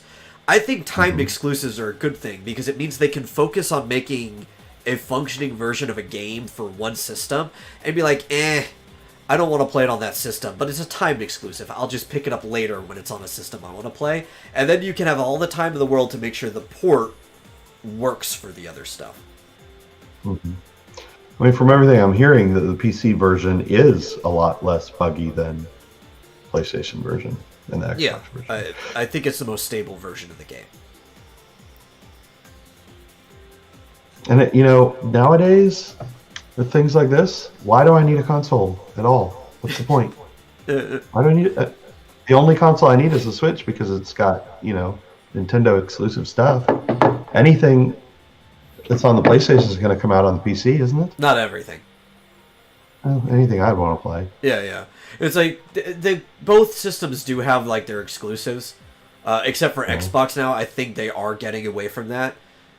After the Halo Master Chief Collection, they did say that Infinite is going to be on the computer as well. And Halo was the only thing that were like that might not be on computer. They confirmed that it will be. But PlayStation, yeah, there's going to be things like God of War is going to stay on PlayStation. I think Spider-Man's going to stay on PlayStation exclusive. Though I heard Epic was trying to get even the original Spider-Man off of PlayStation, and Epic's really good at whittling people down. But yeah, it's there's going to be things. Anything that's proprietary to Sony that they like produce and stuff is going to stay on there. But that's like with you, I don't care about their games for the most part. It's like God of War kind of looks fun, but I don't care about it that much to buy a PlayStation. Or to even play, it just. I think the last exclusive that I bought for PlayStation, which would have been PlayStation 3, was probably like Sonic Generations, and I played it for a few days, and that was it. And I feel like also even no longer exclusive because I have Sonic Generations on Steam. you go. Yeah. So I feel like anything like that. I mean, anything like that Spider-Man Miles Morales thing looks cool, but I'd play it for a couple of days and then I'd get bored with it. And who knows? Maybe in 3 or 4 years it'll be on PC. Yeah, F Sony. I agree. Who the hell cares? I mean, but I'm never gonna get to play. I'm never gonna play Breath of the Wild on PC. Well, unless I'm an emulator. So it's like. And but like we emulating just said, Breath of the Wild is the best experience because you can mod it. I've seen this. Although I realized I saw some funny stuff that I don't think was, maybe it was the result of a mod of Age of Calamity, where it had like Zelda with Master Koga like running down some steps in the background. I was like, what the hell's going on there? I think that was Melon Speedruns, who's probably doing a mod or something Yeah. on the Switch. Looked really funny. I'm just waiting for Said some that's- bored person to take Breath of the Wild and just mod it to have nothing but Ocarina of Time polygons in it. I just strip the models right out of Ocarina and just pop them right into Breath of the Wild. Have this really ugly looking game in this otherwise beautiful looking one. So Sam and Max Remastered was rewritten? Yeah, we talked about that already. I'm pretty Yeah. sure. That's where they were changing the jokes and stuff like that. They were taking out But things because they were offensive. But that wasn't the Hit the Road one, was it? No, it's It was they're remastering like the episodes, right? You know, Sam and Max, Yeah. like, episode 101, episode 102s, and there's like a whole season of it is not touched yet, but I think they're starting with season 2, so like 201 and everything. They're rewriting all of those for the remaster. Yeah. Because of offensive jokes. But I mean, that game was from like 10 years ago. It was The fairly game was recent. also designed to be offensive. Right. Right? It's like what would be a good comparison from a cartoon? That's like if Ren and Stimpy was turned into a video game. Yeah. Yeah. Or South Park or something. Yeah, But anything it's like, like that, like, it's amazing to me that, like, you know, Sam and Max Hit the Road was in the 90s, I think. yeah, dude, Hit the Road's And such a fun so- game too. I could see something from 25 years ago being like, oh, that's kind of weirdly offensive, but like something from 10 years ago having to be rewritten, like, really? Have we really changed that much that can't possibly be offensive? Only 10 years ago. Yeah. Mod to flood the world. Dude, the mod to just turn Breath of the Wild into Wind Waker? I think Eagle wants it to turn it into Jake Hunter.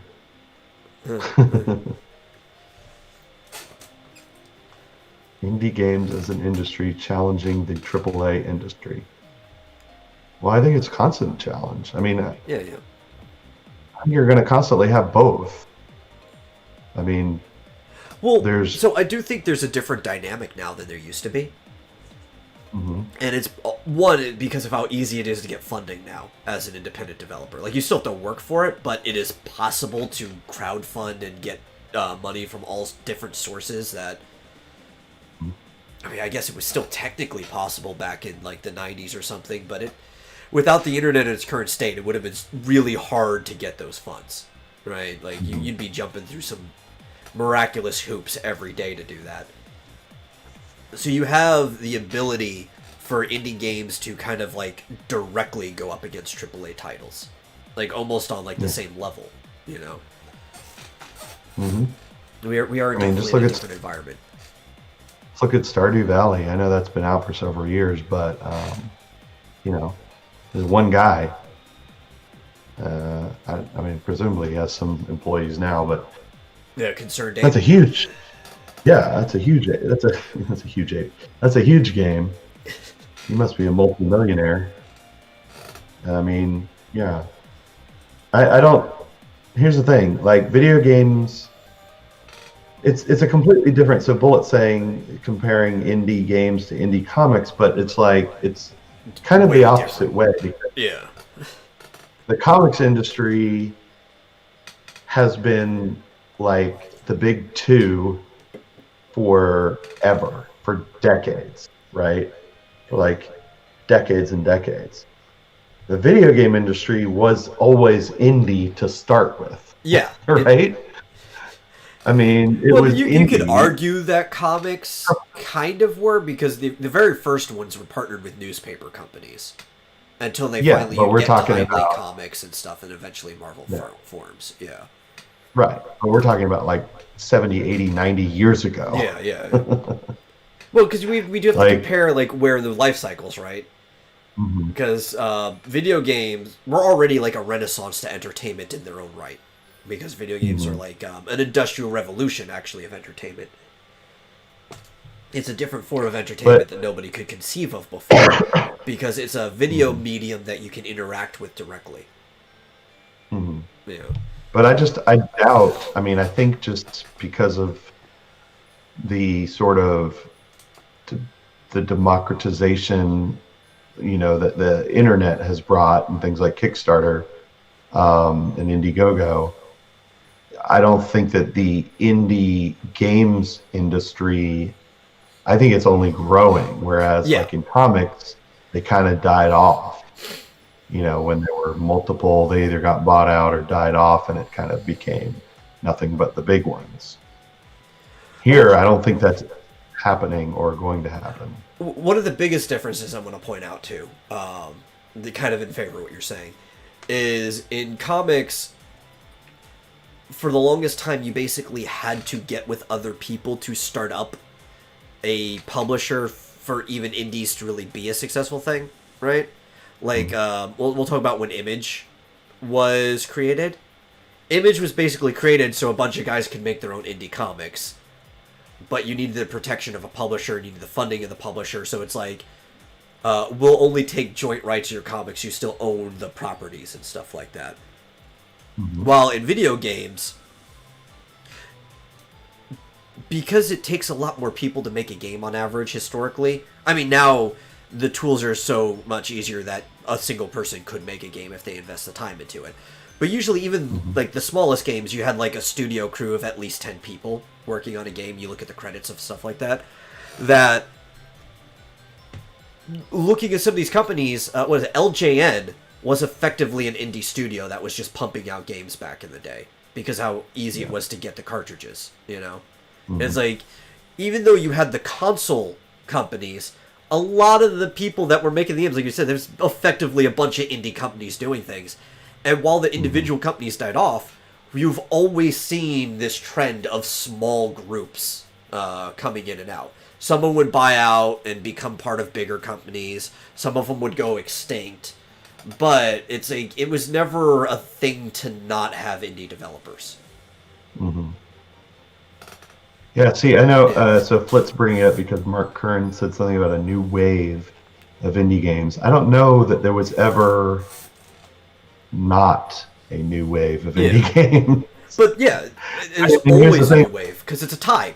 The waves keep coming in. It's a different wave, but you can expect them to come. Yeah, I mean, and here's the thing. I've been dialed into the indie games scene for many years. Back in 2015 at the Game Developer Conference, they had huge Sony booth and a huge Microsoft booth and all this, and Intel and all that stuff. But it was dominated. I mean, if you looked at all of the whole floor was dominated by indie constantly, and a bunch of shit that I'd never heard of. I mean, the big hit, I think this was GDC 2015, was Queen Bee. Did you ever play Queen Bee? I've played Queen Bee. Yeah, and when I went, I never heard of this thing. It's awesome. And it was a huge just indie game. And I think it won a bunch of awards that year and stuff like that. Yeah. And there's a big booth that for I think I've the game. I think it's the game I'm talking about. Wait, let me double check. I'm pretty sure that I've played the thing you're talking about. Mm-hmm. It's a multiplayer game. Is it arcade? It's like a it's a multiplayer with two different cabinets. Yeah, I've played that. I've played it at an arcade. Yeah. Okay, that's what I thought you were talking about. They had that, they had these machines, they had the arcade machines there, and it was a huge hit. Yeah, there's like a reddish purple one and a blue one, and it's two teams playing against each. Yeah. Yeah, you had to have a bunch of people playing all at once. It was really awesome, and they had the game. I remember they had the booth for the game engine that Scott Cawthon used to make Five Nights at Freddy's. I mean, look at the Five Nights at Freddy's series. Yeah. 5 books for that came out this year. That's I do agree with what Bullet's saying, though, and that I said that earlier. It is way easier to get your foot into development now than it was 10 years ago, though. There are far more tools that are available. And I think one of the things, other than just the fact that there are tools that make it easier to jump into, the wave that we're seeing now, and it kind of actually started a few years ago, I would say, but it was an expected one, if you've been following like just online movement since like the early aughts, everybody's familiar with the website newgrounds.com, right? It's been around since like 1995. And one of the biggest things on there is the development of Flash games. They've been doing that for a long time. And most of the big Flash games started out around 2001, 2002, and that's where the development really started going through. And we've even seen developers that started making Flash games on Newgrounds, kind of fuzzy, started making Flash games on Newgrounds, actually become their own studios and stuff like that. Like Behemoth, who made Castle Crashers, started out as the people who made Alien Hominid on Newgrounds. Edmund McMillan started out on Newgrounds too. You can even play like a demo version of Meat Boy on there. That is just like certain levels from Super Meat Boy. You see a bunch of the people from that site move into actual indie game development, and a lot of them got their experience working around with crude materials, figuring out what they were doing, and then better materials become easily accessible to people, and they go into being full-fledged developers. This was an expected wave if you've been paying attention. Mm-hmm. Yeah, and I think the rise of retro games is really contributing to that as well. And that it's becoming potentially easier.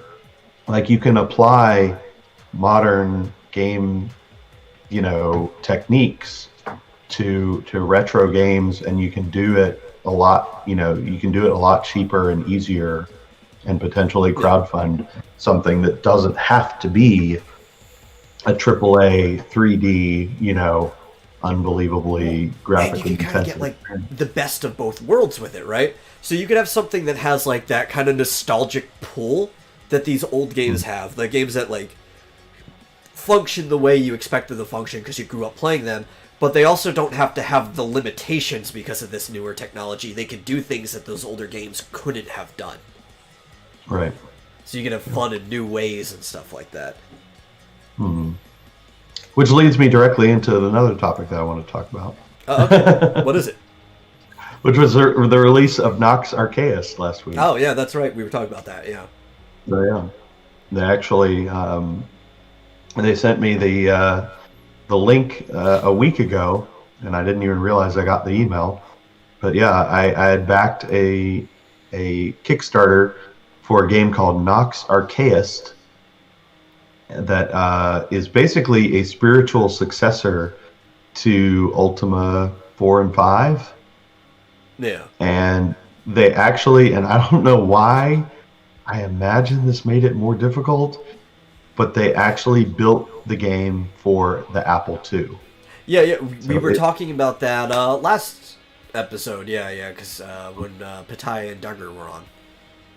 Yeah, which is crazy. I don't know why. I imagine it was not very easy. Maybe they just wanted a challenge.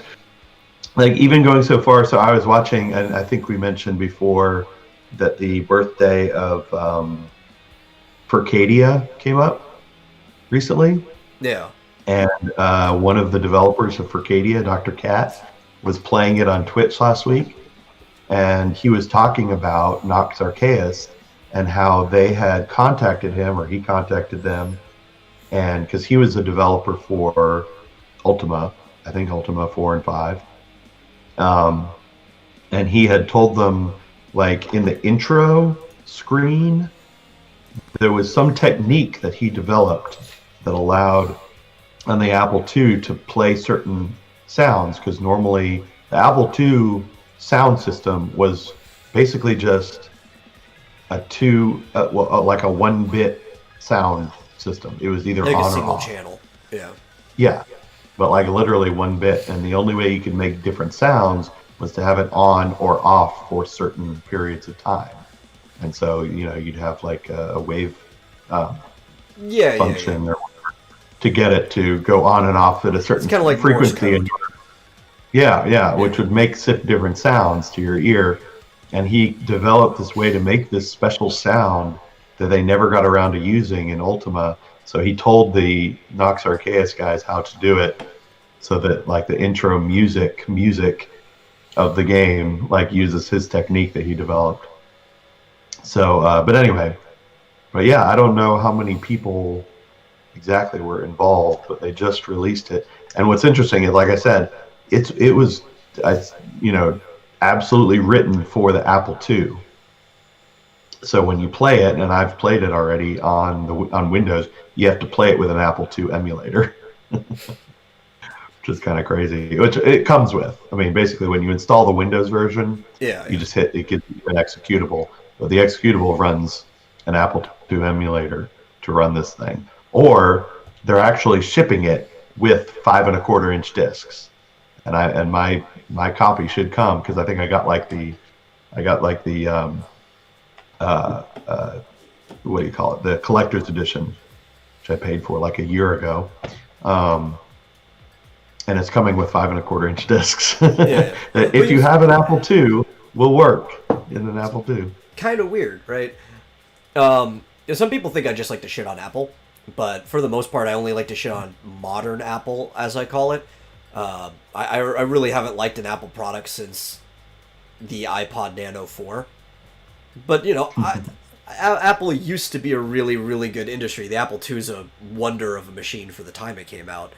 And if you actually look at certain games that, obviously they were different games because you had to make them completely different from scratch, but games that were supposed to be on both the Apple II and for a DOS system at the same time, playing an emulated Apple II version on a modern Windows computer works better than playing an emulated DOS version of the same game. And that's actually the preferred way to play some of those older games. Yeah, I played the first time the Ultima. How does metal dunking on Apple make you feel? I don't feel like I actually Okay. dunked on Apple. It's just I think modern Apple's kind of not the same company they used to be. That's right. I forget what I was going to say. Except like when you play it, it's funny because like I imagine there's been like things where people have like, I don't know, done things to make it look like a game or something look like an Apple, but like on this one you can tell like the writing is like cyan and magenta, like, you know, Yeah. the letters are like those two different colors, and it's like that was just kind of like an artifact of the way that the Apple graphics worked. Oh yeah, with the GUI And system. yeah, so I mean they actually built it for the Apple, and it's very interesting. Although the emulator that they shipped with it, and I might have to just fiddle with it a bit, seems a bit slow. Maybe I can just speed it up. Maybe. I'll have to see if the settings that you can change to speed up the CPUs. Because I can't imagine on a modern PC it running Apple II emulator very slowly. But I did Maybe play the it for game's about just 5 slow. minutes. Yeah, maybe. Who knows? But interestingly, so I am actually going to be. Here's the thing: if you've ever played 1980s, you know, Apple games like Ultima, you have to read the manual. It was like I any mean, you old really game have to too. read. You know, like Yeah, you really have to all read the manual. So all the information was in the manual because even if you could put writing on the screen for some of these games, how much memory putting in letters on the screen took place. It's like yeah, you can only put so much dialogue. You can't just like tell the player every possible thing they need to know in some of these older games. So that's why like the instruction manual was important back then. yeah. I don't know what Flint is like trying to get a rise out of me, but I don't know what I'm supposed to be giving a counterpoint to. I don't know. I think he wants to turn I'm this not into disagreed internet with blood anyone. sports over Apple. It's like I think most rational people could basically agree that Apple is not the company they used to be. Hmm. Yeah, like the Apple is the trash. standards for Apple have dropped in favor of becoming a luxury product instead of a quality product. I think it dropped when, as soon as Steve Jobs died, that was about the end. I think it was dropping Beginning- before that. But anyway, so yeah, I've got Nox Archaeist. I'm going to be playing it on a stream eventually. But I do have to read. But here's where that ties in. So obviously this is a retro game made by a very small studio, maybe one guy. I don't even know. I think it must have been a team. I mean, maybe if they come on the show, we can talk to them and ask them. Yeah, But But interestingly, just in the first 5 minutes, I could tell it was a modern retro game because it actually had a tutorial, which was crazy, like unheard of. In Yeah. 1985 or whatever, Ultima 5 came out. It's like plot, like, oh, you don't know what to do next? Read the freaking manual. That was actually I'm actually trying to think of like a pre Nintendo 64 PlayStation era game that had a tutorial. Like I'm sure there had to be one, but I'm stretching hard to think of it off the top of my head. But yeah, I mean, it plops you in an area where there's like a couple of places where you could search for stuff, Yeah. and like one enemy, and it actually says, use the arrow keys, and then it says go up to the enemy and press A to attack, and then I did that, and you attack the enemy, and then it was like walk next to the bookshelf and press S to search. And and while you're in this area, it kind of just gives you a few little instructions. Yeah, Pilot Wings did. Okay. Yeah. So I was like, wow, this is weird, like a 1980s style Apple II game with a tutorial. And then you walk up the stairs and there's a pirate there. It's like walk next to the pirate, press T to talk to him. And then it even tells you, like, if you see words that are all in capital, ask them about that word. Type in that word. And then you go to a different area, and I think the tutorial basically ends, and you're on your own from there on. But I thought it was pretty cool. Yeah, Duck Hunt. Yeah, Duck Hunt is probably one of the most intuitive games you could ever play in your life. You're given a gun, you point at the screen, and everything kind of just does its own thing.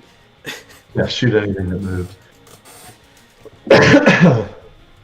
But yeah, so I think there's way more opportunities now than there have been ever, I think, for indie developers to get into it and potentially be successful.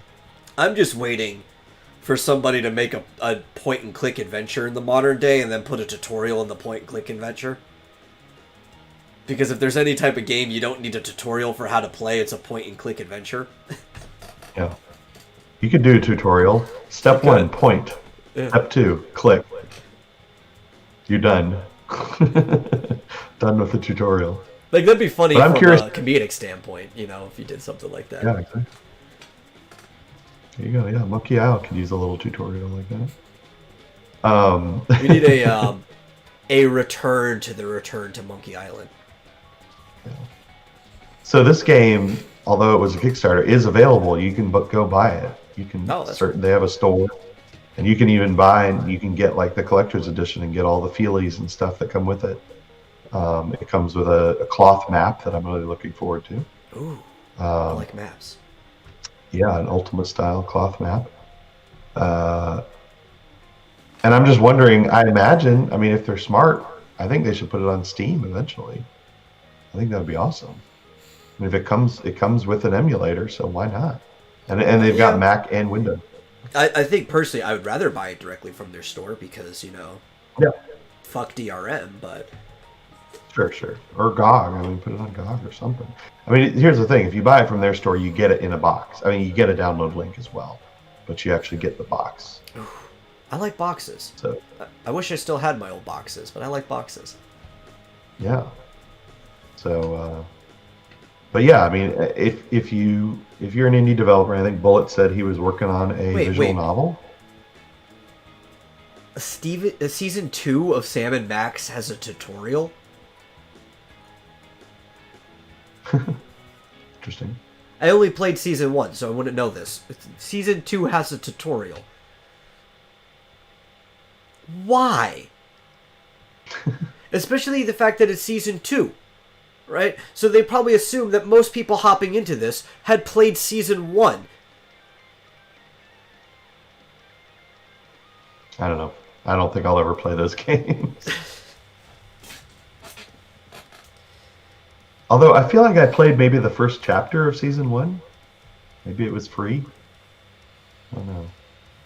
Now I want to play Sam and Max. I think it was. I know...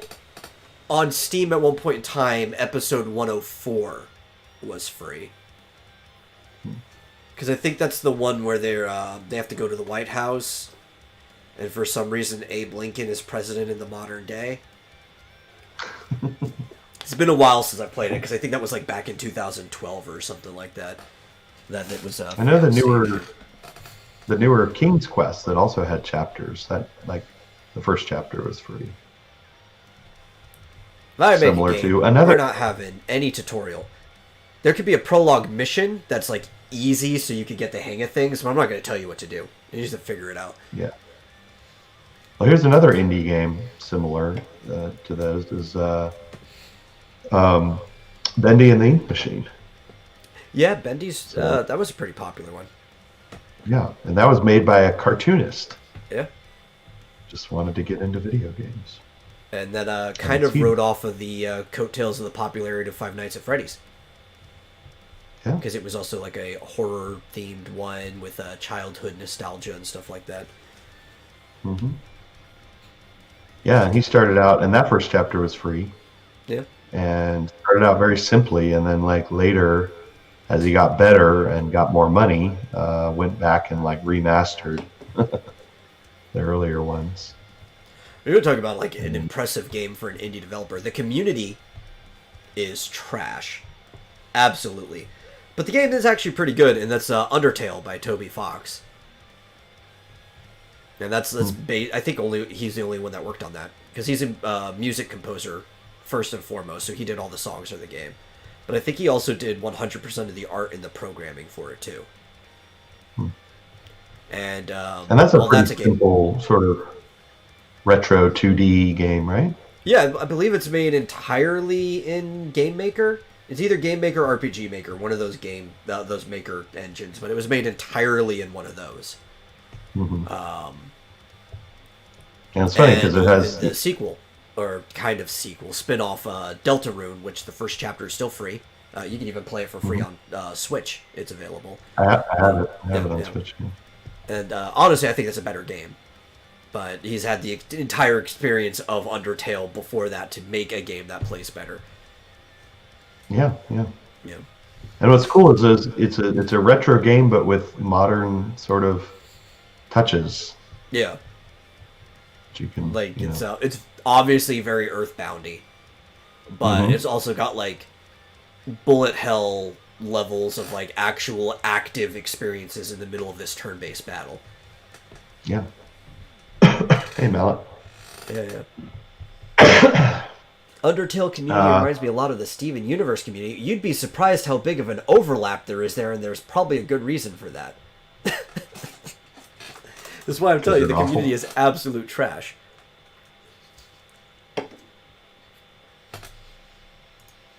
Well, not the Izaki-chan community. That community is not trash.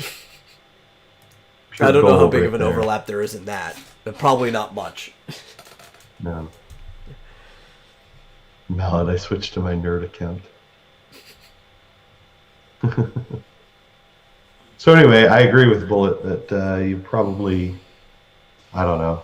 I think it's a lot more work, but there's more potential for success in the indie game scene than in indie comics. I will show or speak about an exception to the rule, though. And here's my pushback about getting into it. Since the 90s, early 90s, there has been a guy who's been making a video game series all on his own. Every asset of it. And that's the dude who does the Touhou series.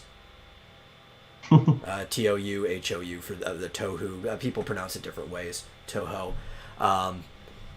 And Touhou is a bullet hell game. Amazing game, too. I love them. And somewhere mid, I think mid, it was like 1995 or something like that is when the first one came out. But he's been making those all alone. There's some spin-offs and stuff now that have other developers working on it, but the actual main series was just him. And EA was funded almost entirely through donations, too, because he was putting those games up for free and you could donate to the website. Mm-hmm.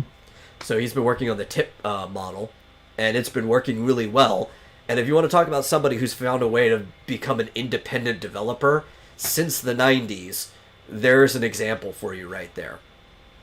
Yeah, the Tuhu fandom is a bit weird. Why doesn't he switch to selling these instead of giving them away for free? Dude's Japanese. I don't know. You know, like, I think he's found a model that works for him. He feels like it fits within his moral system or whatever, and this is the way he wants to do it. There are games that sold, and he makes money off of it. Like, there are spin-off Tuhu games. He is the licensor for it. You can buy actual games on the Switch. Is there one on the Switch? I know there was one on the Wii U. There's probably ported to the Switch by now. But you can buy them on PlayStation, stuff like that. There are Tuhu games for sale. Mm-hmm. But for the longest time, it was just, you could get it for free and you could pay through donations. Cool. Yep. And it had gotten so popular, there was even a anime for it that lasted a single season. You know, like, yeah. That guy's been making it work. I guess so. That Yeah. works for him. So it's been possible, you know. It's Well, it definitely says there been are possible. there are Tuhu games on Xbox as Yep. well.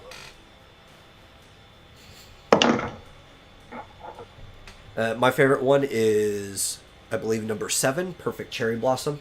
I always forget exactly which number they are because they're not all labeled by numbers. They have names, but I think Perfect Cherry Blossom is the 7th one. Yeah. I had never heard about these until you told me. Oh, no, they're great games. Absolutely. I mean, you've played Curtain Fire or Bullet Hell games before, right? No. Okay, so they're effectively, it's like Exevius is one of them, or Galaga type game, but on crack. Oh, okay. All right. Right? It's just like bullets everywhere coming at you. Yeah. And basically, you play as... for most of the games, there's 2 main characters you can pick from. They play slightly differently. You can either play as... what's the Shrine Maiden's name? I never play as her. Yeah, it's going to bother me. I think it starts with an R. I always play as Marisa. Which is the Invincible Marisa. She's a spell thief. A little, like, witch girl with blonde hair. God, what is the Shrine Maiden's name? It's gonna bother me. It'll come to me when it's not important anymore. And you can play as them. Basically, the only difference between them is that they have different specials because you build up your spell cards and you can use them to wipe out the whole field at once. But other than that, they play identical. Flying around, you shoot your bullets at people. You're trying to avoid the other people. And the special thing about this game is that your sprite doesn't matter. Your hitbox is this little red dot in the center of your character that you can see at all times. So you just got to make sure none of the projectiles interact with that dot. But if you want to do focus fire, which obviously increases your fire rate and makes it easier to hit multiple things, the dot expands and makes it harder. So you have to, like, basically regulate whether you're doing the focus fire or not and what danger you're in. And kind of like the whole game just comes down to micro movements at the highest level. You know, it's really fun. What game is this? Touhou. One of the... Okay. Yeah. Touhou. Amazing games. The oldest ones you TNT can't play says- anymore without some type of DOS emulation. Oh, okay. I've got DOSBox. Yeah. TMT says Ikaruga was fun. What is Ikaruga? Search for that I'm one. blanking on that on the top of my head. Oh, Ikaruga. It's an arcade game. Shoot 'em up. Yeah, it's in the same genre. Yeah, a lot of them call them shoot 'em ups. Bullet Hell or Curtain Fire is just the more extreme version of it. This looks like R-Type almost. And honestly, if you're playing Touhou, you're not really playing it unless you're playing it on lunatic mode.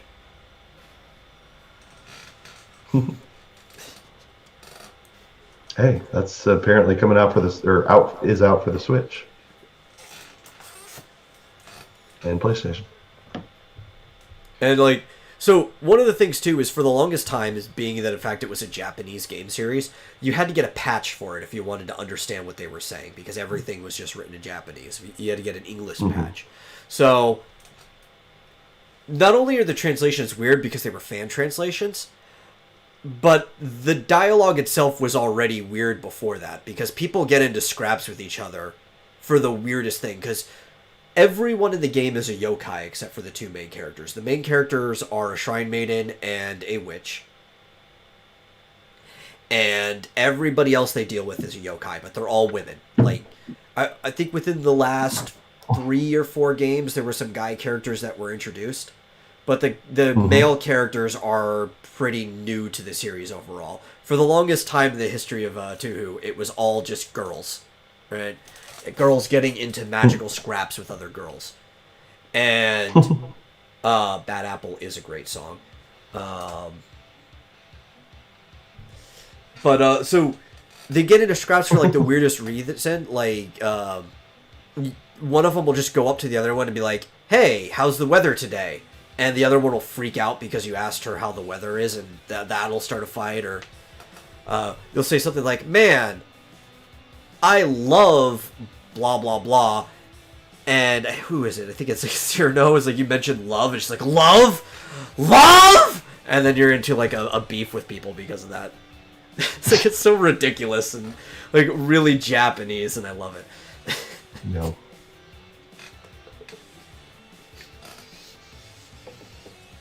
Sounds crazy. Yeah. Sounds like the sort of game that will take down the AAA studios forever.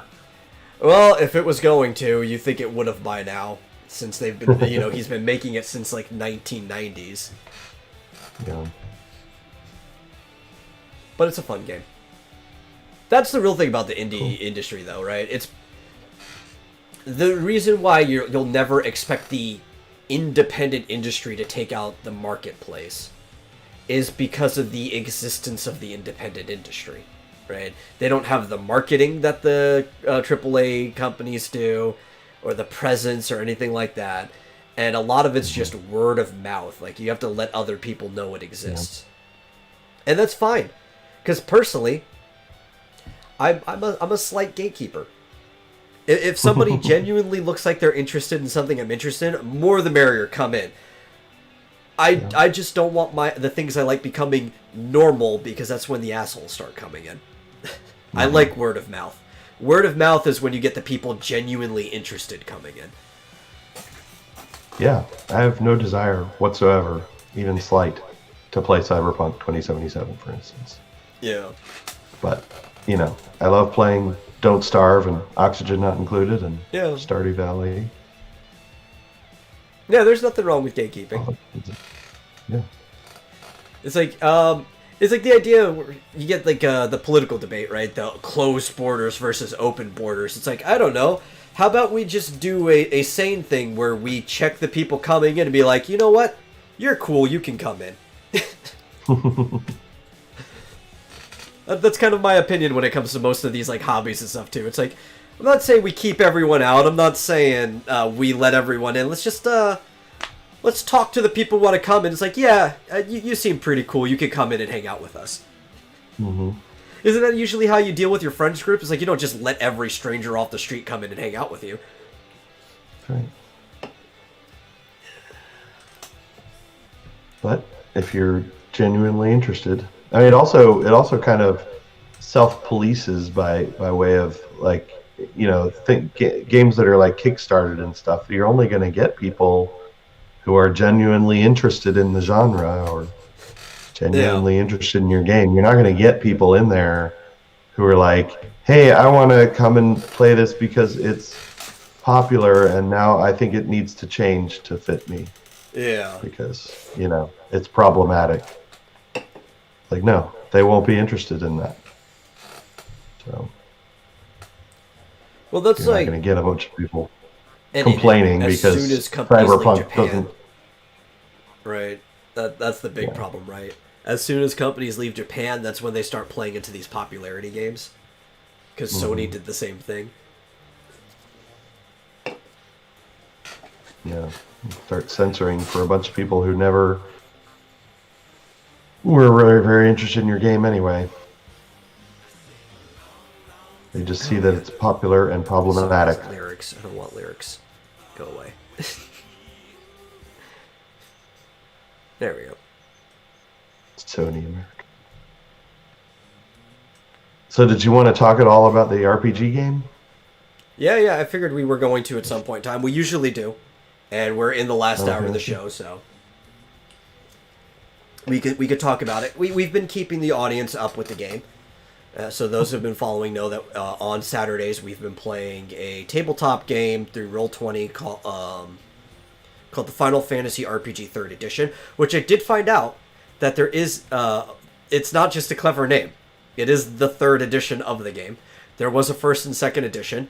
2nd edition used hexagonal mapping for some reason, which I know that's a thing that some use, but I always thought hexagonal mapping was stupid. Just keep things square. Like, did they specify what the mapping has to be? In the second one, there was. Yeah, I actually looked through the PDF recently. That's weird.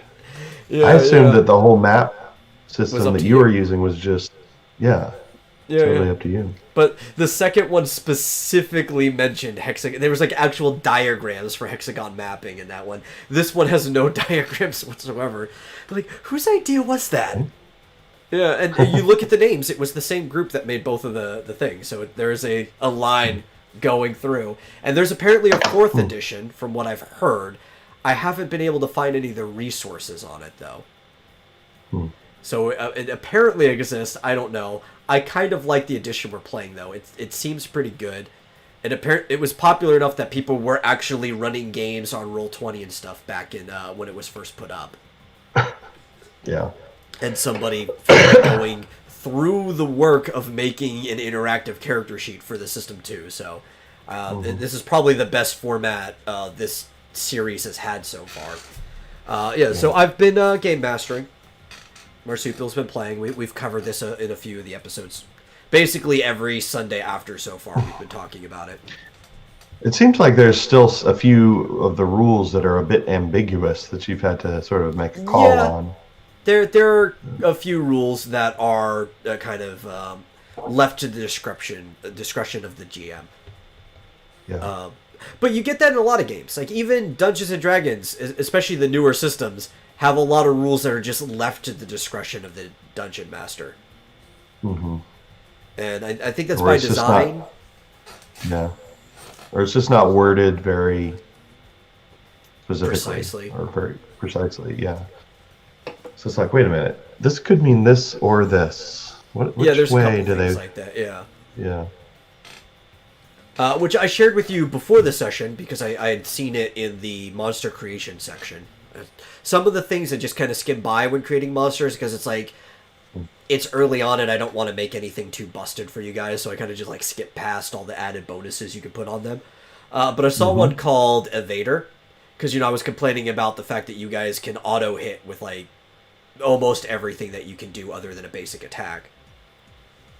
But Evader's cool because if I put it on a boss or a notorious monster, it means that even something you normally have to auto-hit for, you have to roll.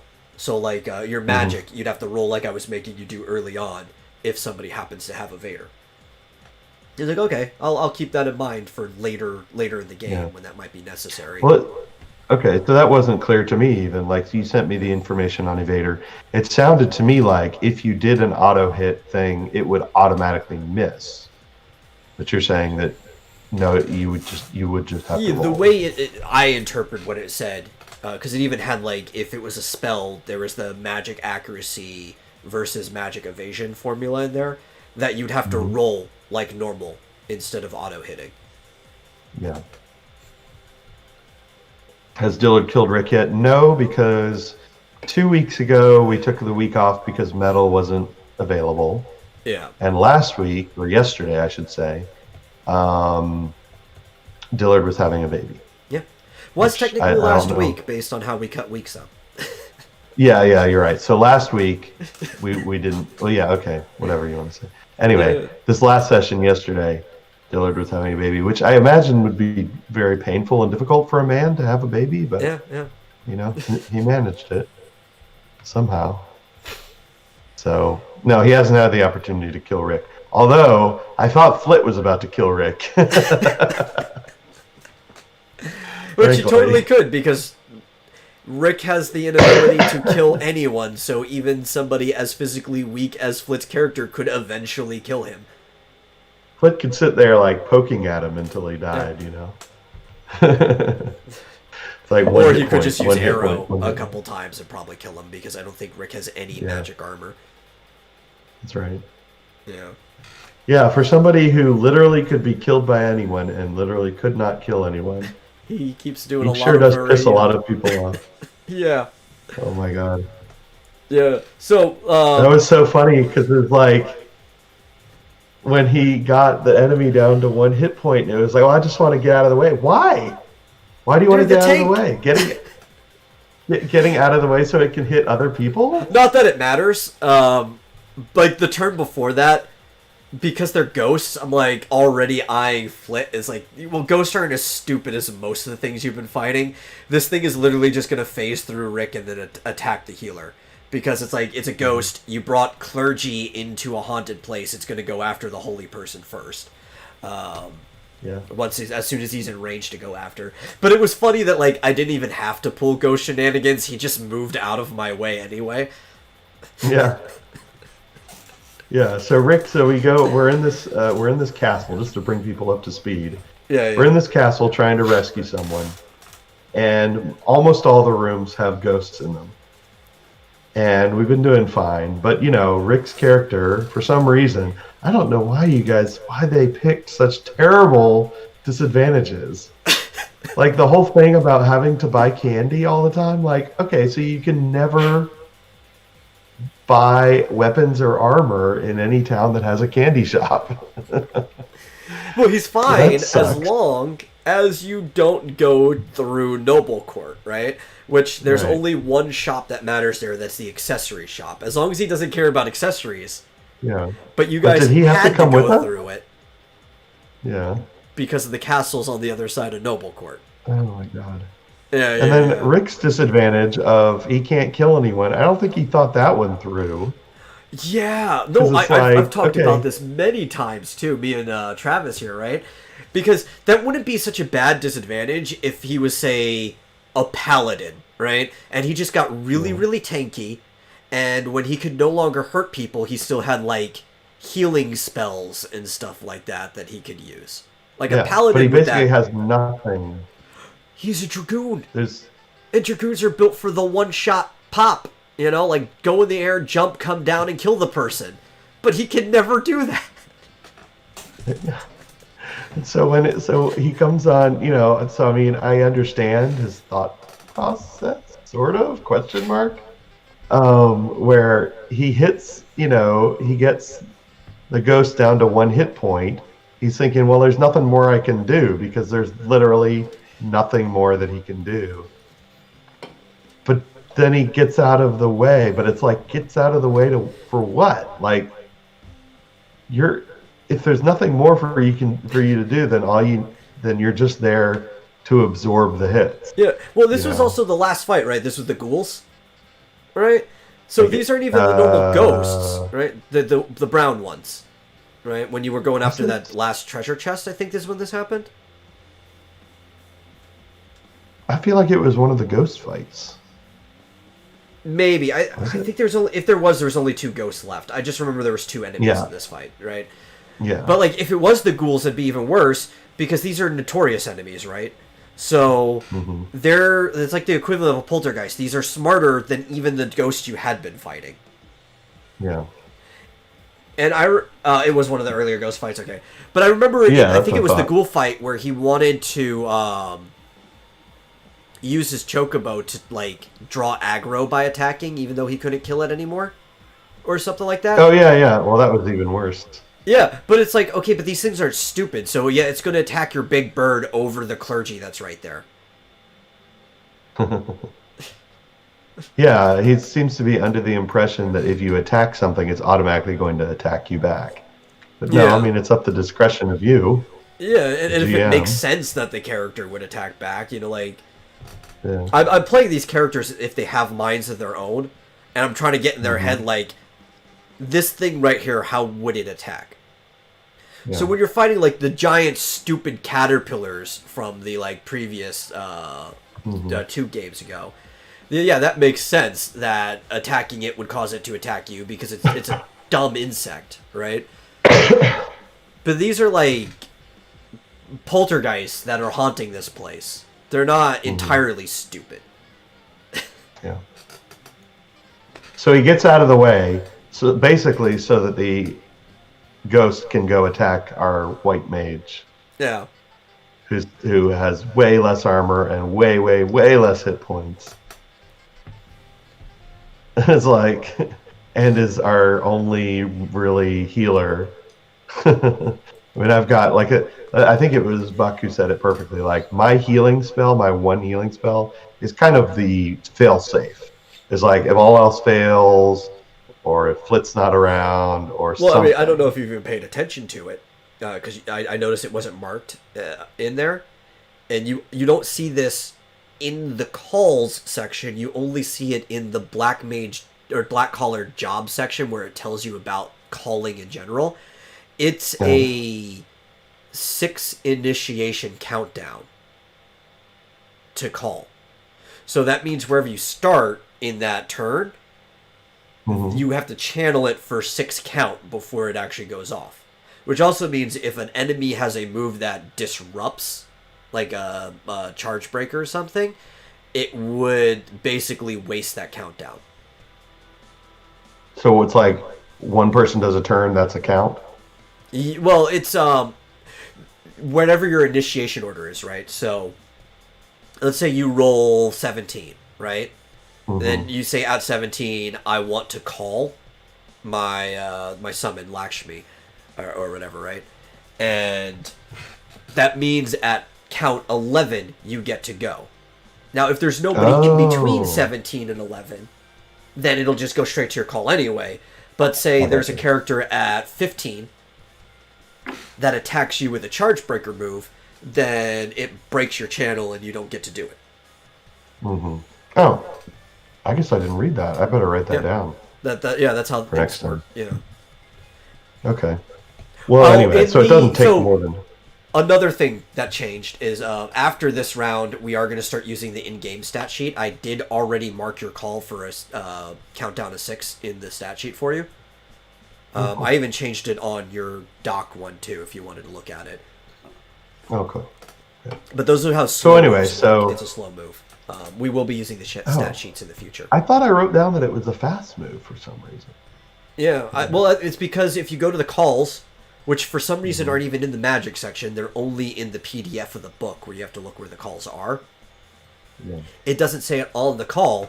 You have to go to the black mage job section, and when you look, or the black collar job section, and when you look at the call, it says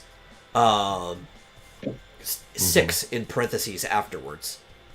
And if there's a number in parentheses after the ability type, that is the countdown ability. I gotcha. So your black magic moves are instant. They're fast moves. But your calls take 6 count. We also, I need to remember this, and you need to remember this too. Other people need to remind me, because in the heat of keeping track of all these numbers, I drop some things. Punch Rush is a count of 2. Oh. Yeah, and people have been using it as a fast move, so... There's another drawback. Things. Yeah. I mean, 2 is not bad. Right? It's like, you're probably going to use it. But let's say Buck is at 13. And there's a character with Charge Breaker at 12 before he gets to go again at 11. Well, then he doesn't get to use Punch Rush. That's just how that move works. Yeah. Yeah. You're nerfing all of our best moves. Well, I'm not nerfing them. Well, we're know, actually patching them to work the way they're supposed to work. Yeah, exactly. It's like how Dark didn't work at all in Final Fantasy 1. Yeah. So anyway, yeah. So we basically have one healer, right? Like I said, my heal move is a last minute, last ditch, panic move. It's a hot fix. There you go. Yeah, hot So fix. Flit is really our go-to healer who just like keeps us from dying just on a day-to-day basis. So the smart move, obviously, is to have our gigantic dragoon, get out of the way and be like, there you go. Yeah, he's also, not just on top of that, the youngest character on your team. He is the baby boy of the team, and as somebody who's practically... Yeah, his character's a teenager. Okay. Yeah. I think the second youngest is Travis's Yeti. So, like, as the healer / baby boy of the team, you'd think your first reaction should be protect. Yeah, he's also like, what, 3 feet tall or something? Yeah. He's a young, small healer. Yes. SMOL. Small. Small. Yes. So, yeah, Rick was like, well, I can't do anything else. Have at him. He's right behind me. I'm just going to step back and let you pummel him. Like, no. That's not how this is supposed to work. So, yeah, Flit almost, Flit wasn't I happy also with thought that. it funny. I wasn't going to... Obviously, as the game master, I'm not going to say anything until you try to do stuff. Like, I'll punish you for your decisions. But I think at one point, Travis was like... maybe it was Travis. Somebody was like, use the chocobo to try to grapple the ghost to keep it off of him. And I'm just like, you're going to try to grapple a ghost. This is what I'm thinking in my head. Like, I want you to try it. It's not going to go very well for you. Yeah. The ghost phases right through the bird's wings, I or guess. whatever. Or tries to grab it right in its huge... Yeah. I mean, to be fair, that chocobo is like 8 foot tall, so its talons have to be like this big, like the size of my torso. Yeah. You could grab something pretty easy with those things, but it's a ghost. Can't be grappled, I don't Yeah. Yeah. I mean, maybe if it was the skeletons that you had fought in that other room, that would be something, but... And what was the other? There were ghosts. Oh yeah, so then the other thing that he did was, after he'd gotten it down to 1 and basically couldn't do anything else, is that he was trying to aggro the ghost to himself by attacking it again, even though he couldn't possibly have done damage. But you were like, you do know you could critically fail and either hurt yourself or somebody else nearby. Yeah. So then he moves himself around. Right. Well, at least I can't critically hurt Flit. It's like, yeah, but your bird has hurt itself with a critical fail before, so it's not like you get away scotch-free or anything like that. Yeah. It was a good thing I wasn't watching live. I would have facepalmed myself into a concussion. Yeah, there is a non-zero chance that you could critically fail. Yeah. It has happened before. Well, especially with Rick's luck. I mean, how often of all people does he critically fail?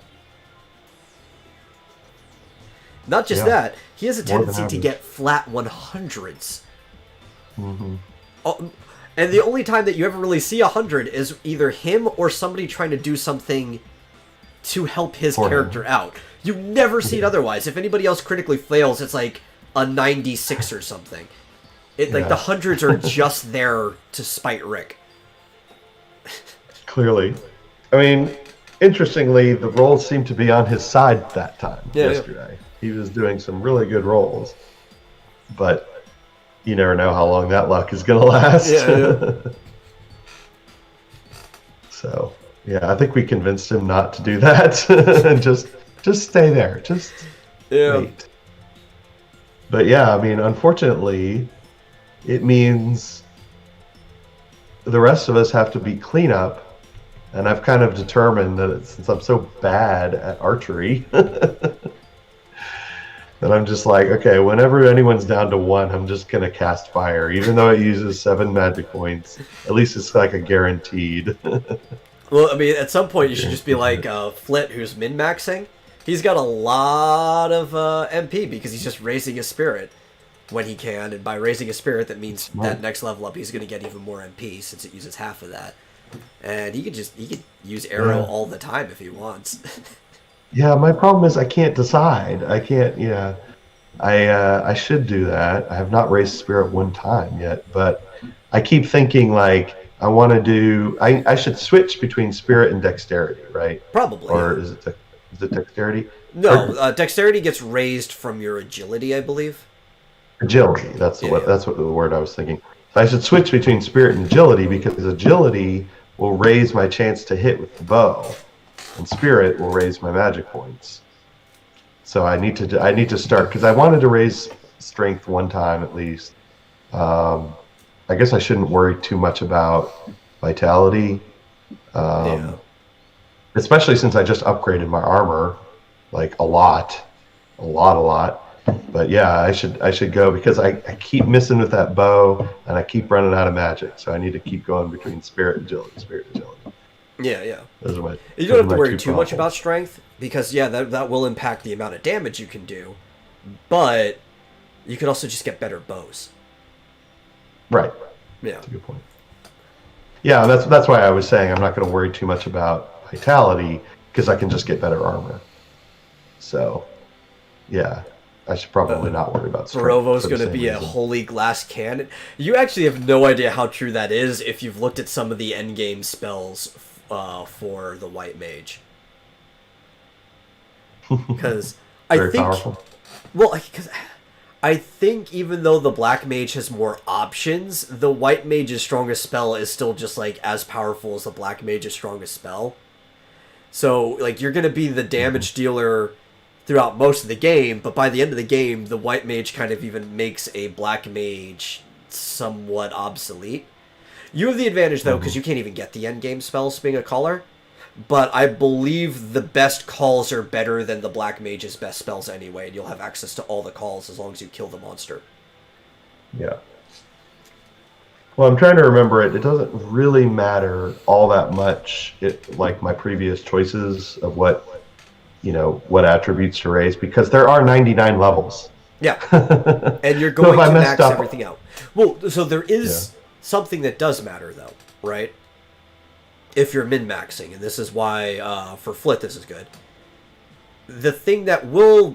There's two stats that actually do matter when you start grabbing them, and that's Vitality and Spirit, because that is the scale at which your HP and your MP go up. Right. So somebody who gets those higher earlier will have a higher chance of having an ultimately higher HP and MP than somebody who didn't. Yeah. Of course, rolls have something to do with that, too. True. Ego keeps trying to get me to betray people. But then there was also a boss fight that happened. Yeah. Oh, the boss fight. Yeah. The boss fight. I mean, that went pretty well. Yeah. I figured it would. Like I said, you guys are over-leveled for that dungeon. Yeah. But yeah, I think the whole quest ended up pissing all of us off, though. Everyone seemed pretty mad about the fact that it turned out that it was all just a ruse. Yeah. Like, okay, so the end boss we fought up to and had to defeat turned out to be, and Flit was extremely confused because the child was like, yeah, we're just friends, and we're like, oh shit, we just killed his friend. Like, don't look over there, kid. at the bloody body in the corner. So yeah, and then when we got back to the castle, it was like, surprise, she's alive. Just kidding. It was all a test, and everyone was pretty pissed. Yeah, I think that was why Diller to be around for that episode. I wanted to see how his character was going to react to that. I think that was why you seemed a little surprised that we were all like, or at least the king was surprised that we were all like, what's in it for us, When he was like, oh, by the way, yes, the world is ending. Maybe you should go over here. I want you to go over here and find out why. And we're like, What's in it for us? Flit, I know you should have slain the king on the first day. He was trying to get it before he joined in on the first episode. He was trying to get people to kill the king when you were in the throne room, which I can tell you would not have been. That would have been the end of the game, right there, because he was surrounded by guards and they would have just killed you, and that would just been the end of the game. Yeah. But yeah, we were all like, I don't know about this. This whole thing seems a little sketchy. We want some upfront guarantee. We want upfront payment this time before we go waste our time. And I'm not sure if I'm role playing my character correctly, but I was like, well, hell, if you're gonna give us free stuff, if you're gonna give us free armor or whatever, I'm taking it. Oh, I really like the fact that Flit's character turned it down. Yeah. Because of just how poor the kingdom is. Yeah, Flit's very good at role playing. I would say. Yeah. As opposed to Rick, who totally doesn't sound like he's playing to his character whatsoever. Even extorting the king. Like, he's supposed to have a higher calling, and he finally has an opportunity to be like, hey, we're gonna go save the world. What can I get out of this? Yeah. Yeah, I think that's when was it Flit that lost it at that point? Yeah. He was like, wait a second. All right, wait a second.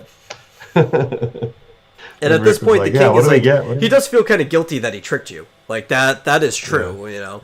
But at the same time, it's like, he needs to make sure that the people they're recruiting aren't wasting his time.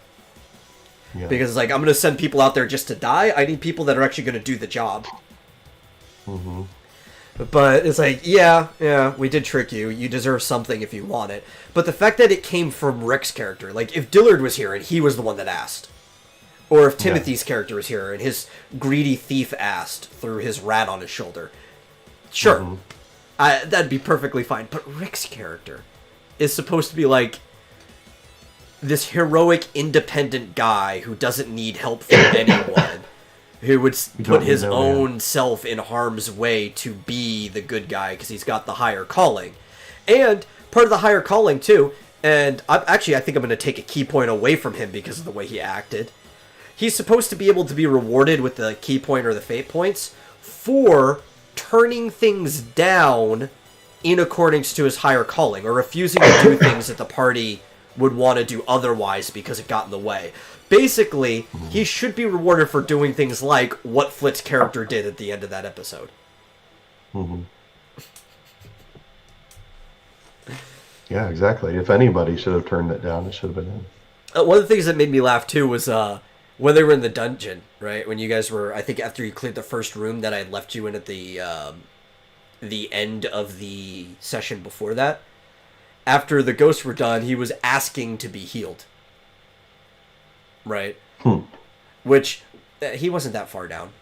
His bird, if anything, I can understand that, but he was forced to, like, chug a potion instead.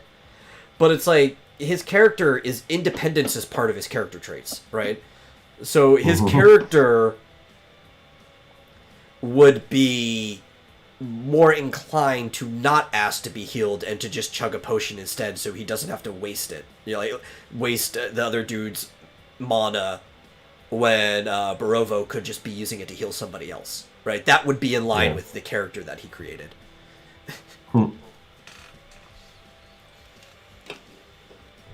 I know. Well, I mean, my character is not supposed to be... I don't know. I haven't fully fleshed out my personality, but, I mean, he's a bit... I guess he's a bit of a wallflower. I mean, he's got the androgyny trait. And well, so I could see your character... You're not asking, but going with the flow. So if the majority of your team picked up goods from the treasury, he probably would too. Yeah. Just so he does. But your character's kind of like a go with the flow guy, which is weird that you're the one who has decided to be the party leader. I know. I was thinking that too. I was like, wait a minute. I'm small. I'm quiet. I fade into crowds and that sort of thing. But why am I the leader? But I was thinking, like, I'd probably be less inclined to ask. I don't think I've ever asked to be healed. I don't think I've ever been that very, that hurt that very much. So I think I'd be more likely to just drink a potion or No, I tonic. think the only time that anything happened close to that, but I think it was still Flit that initiated, was when you guys were fighting the creeps, and he was going to give you a tincture to raise your MP back up or something like that when you guys were meeting through that wall. But I think he was still the one that initiated. I don't think it was your character. Yeah, I should have had one, but now that I do have a couple of tinctures and I have a couple of tonics and a couple of potions, I'm very unlikely to be one to ask. Since Flit's keeping track of all the HP of everything, he'd probably just offer if I was very low, but I'd be not be inclined to ask. I looked through his notes, having access to them. He takes pretty good notes. Yeah, he's keeping track. So Flit's asking if he gets Rick's key point. I don't think you get his. I've already awarded you a key point though, so. Had to heal Talon during one of the guild jobs. Yeah. There you go. That's right. I forgot about that. He said, I had to heal Talon during one of the guild jobs because someone punch rushed an enemy right into me. Yeah. That was the same one I was talking about too. It was like when you guys met up.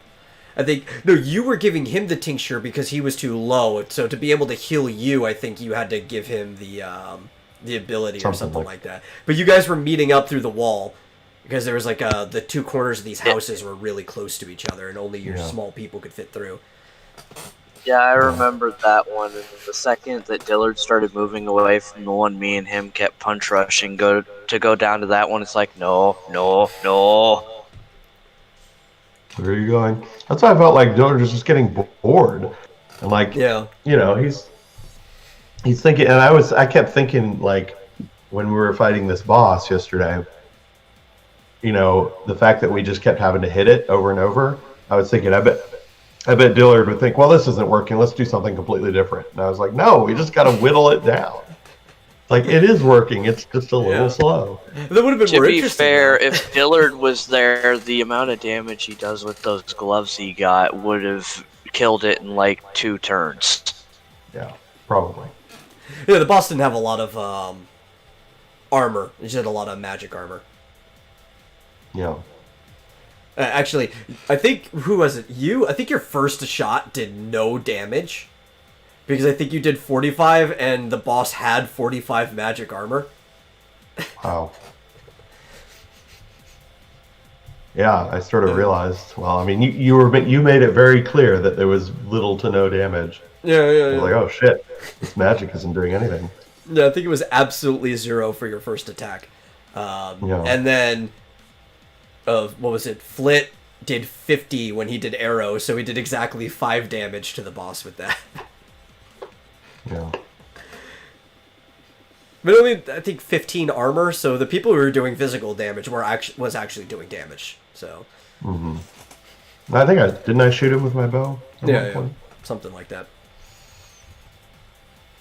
But I started to think, I was like, wait a minute, why am I always using fire? I should use thunder, especially if he's wearing metal armor.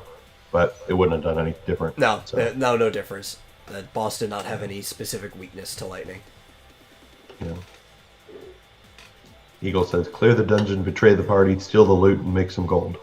If I could take a guess as to, because I think Flick gets another. You get 2 more level 1 spells, right? As you level up, because as you level, there's like 3 level 1, and then 3 the next, and so on and so forth. Not counting the ones that you start with. I can kind of guess. I think I know what the next spell he's going to pick up is. And it's probably Scan. Oh, yeah. Probably. Yeah. What did he get? Sight to begin with?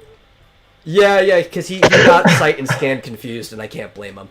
Sight is useful. It's actually probably going to be very useful coming up soon. But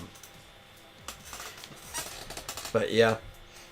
Do you think it'll be Scan? Yeah, I think it'll be Scan.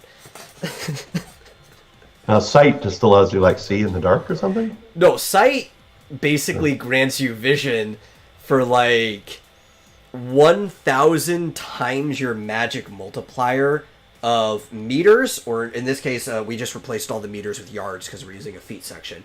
So, like, 1,000 times your magic yards in every direction. Which basically means my dungeons haven't been that big. When he used it in the swamp, the fire swamp, it basically just granted him vision of the whole fire swamp. Okay. There were chests that we never got. Maybe Rick should go by himself. You guys really just want to hang out in town while Rick goes down to the fire swamp by himself? Yeah, I think so. Because what if he gets into a fight with a mob and he can't kill anything? And? He'll just be in the fire swamp until something eventually kills him. Just running around in circles because his escape route just keeps failing, and he's angering more and more monsters around him. That's right. He's super fast, right? So they won't catch up to him. Oh no, what a nightmare. That's right. He just keeps running into fire spouts and stuff like that. And he can't escape, like, even the swamp, right, because he keeps failing the escape roll, so I won't let him go past the swamp barrier until he gets an actual escape roll.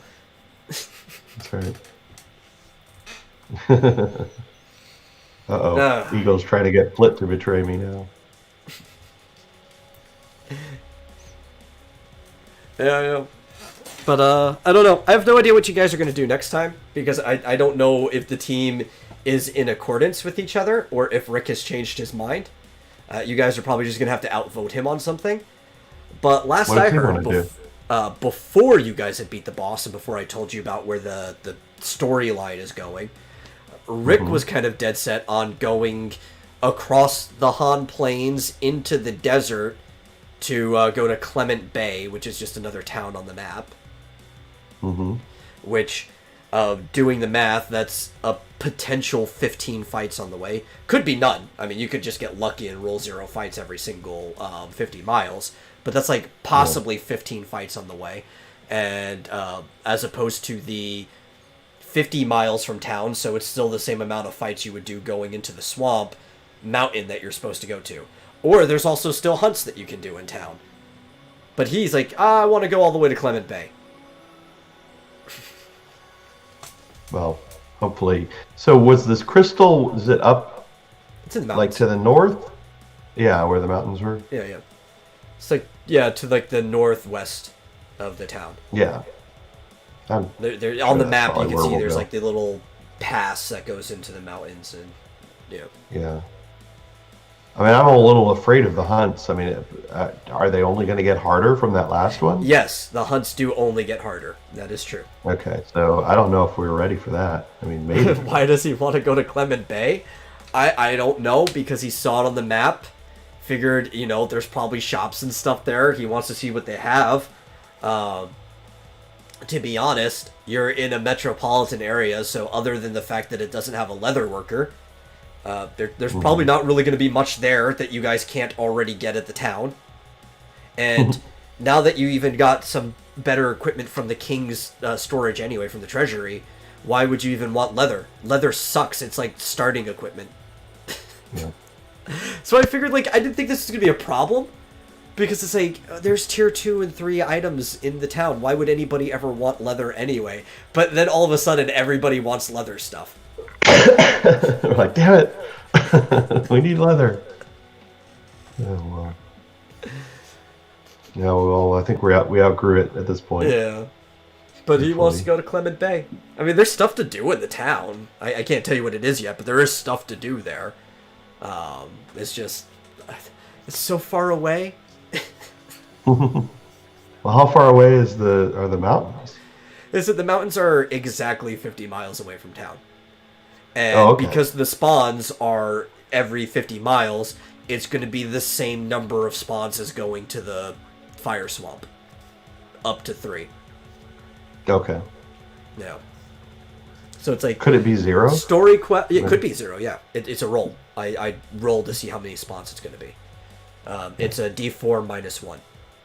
So if it rolls on 4, that's 3, and then if it rolls on 1, that's 0. Yeah. All of these handily in my notes. I'm keeping like really, really detailed notes so that this could be repeated. Like I could run this campaign with other people, or somebody else could even run it if they wanted to. But yeah. So it's like it could be anywhere 0 to 3, as opposed to anywhere between 0 and 15. Yeah. I think he's going to get overruled there. I do too. Plus, you're entering another zone, so you guys already know the weak enemies that are in the Han Plains, but you guys don't know what enemies are in the Raza Desert. You don't know what level they are, and you do have to go into the desert for, like, the last set of spawns. Yeah, and if it's anything like the deserts in, Most in Final Final Fantasy Fantasy 1, games.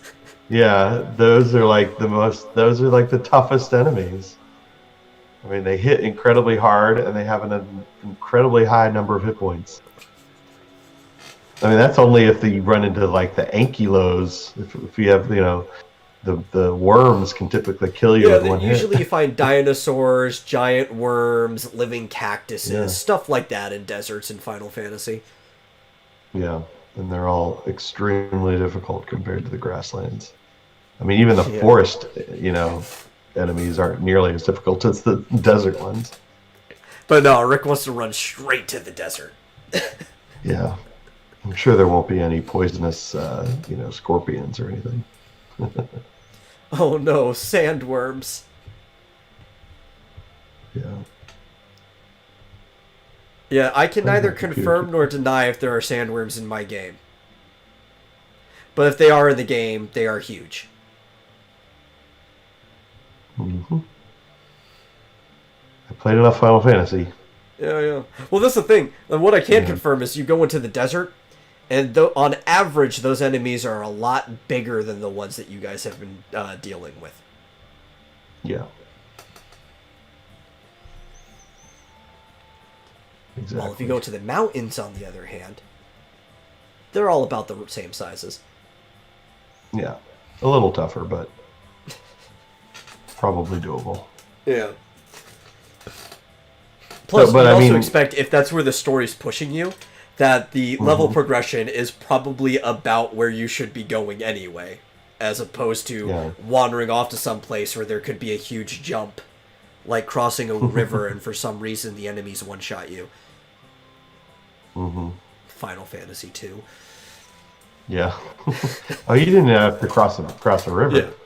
Remember? I just yeah. wandered off a little bit off the beaten path. But there's a all of a lot of sudden it's other like- sections in that game where some of the spawn areas, it's just like a single river is what divides it, and you think you're fine, you cross the river, and all of a sudden it's something that's doing like 200 damage to you. Yeah, that's insane. I mean, I didn't even cross a river. I just, it's like went from this part of the forest to that part, and all of a sudden there's these bombs and things that destroyed me with one hit. Crazy. Oh god. I can't wait for you guys to see what I have in store for you, honestly. Well, it sounded like there was some sort of creature guarding this. crystal. Yes, there's the boss guarding the shrine that you have to fight. But it's okay, you'll have a guide. You will have a guide. Okay. Will he get eaten right away by the boss? I can't say if that's a thing or not.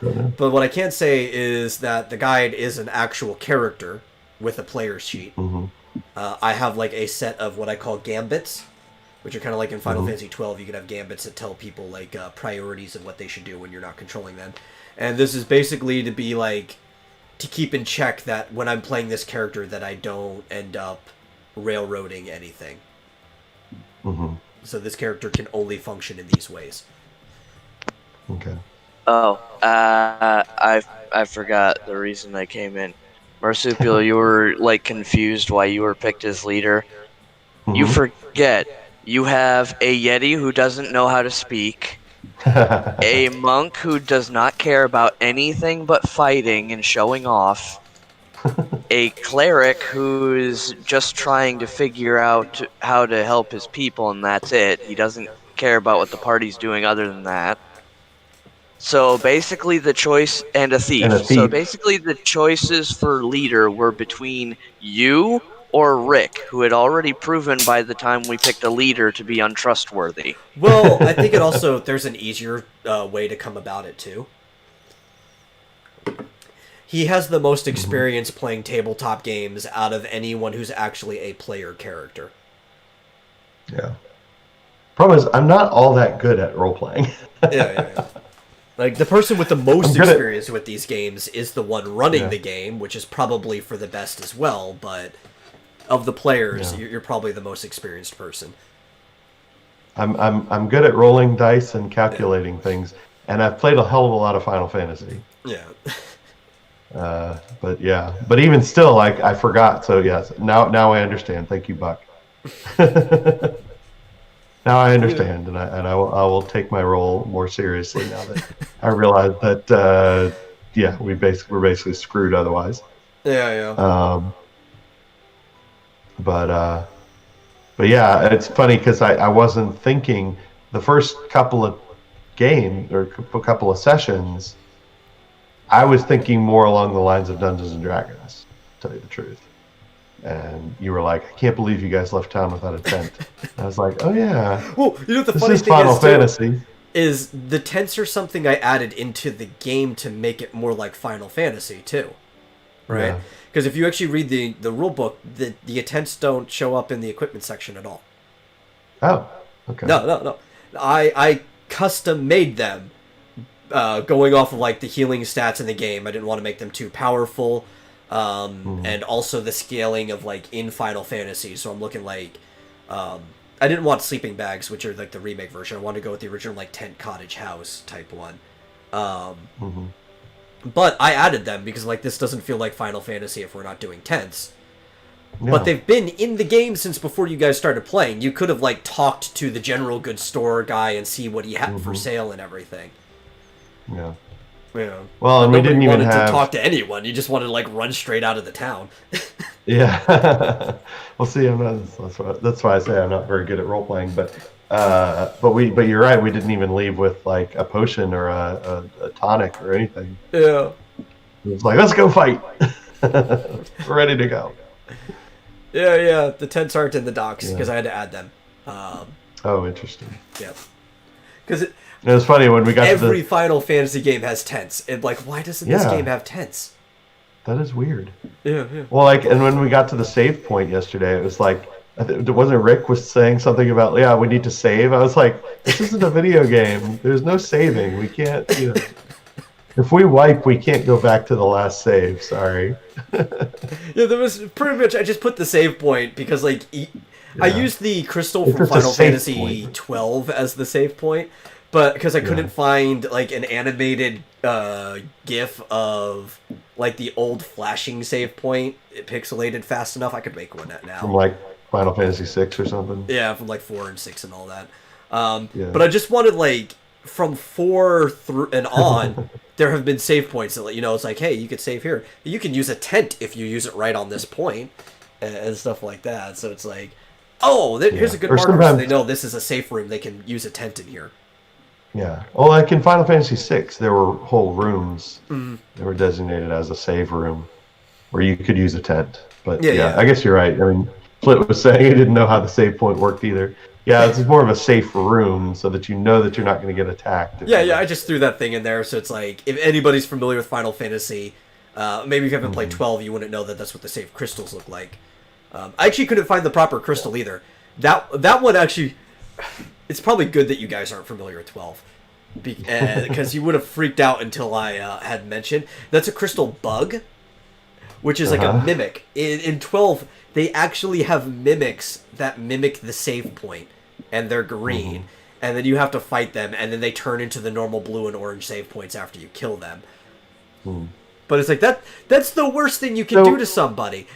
The save point's like your trusted thing. When you talk to it, you get your resources back, and you save, and you're fine. And then all of a sudden, it's a mimic. Yeah. So, normally in the game, would you just rest without a tent? I mean, would you have an area where you Yeah, I could think they safely just rest? use the long and short rests like normal, but they don't actually Kinda like talk Dungeon. about that. I looked for it. I think they just assume that you know how resting works, or you stay at the inn or whatever. That part really isn't spoken about much in the manual. Yeah. And Yeah. I'm Well, like, as a Screw it. Final It's Fantasy Final game, Fantasy. they Yeah. should have tents and Tents. cabins and houses. That's crazy. Yeah, that's what I thought. Why didn't they consult you when they were? putting I this don't together? know. They should have. Yeah. I'll make my own Final Fantasy game with blackjack and hookers. Yeah. Which, actually, those Yeah, aren't sure. that uncommon in Final Fantasy games. I'm just waiting for the moment. I feel like there's going to be a moment when somebody needs to dress and drag, and I know it's going to be me.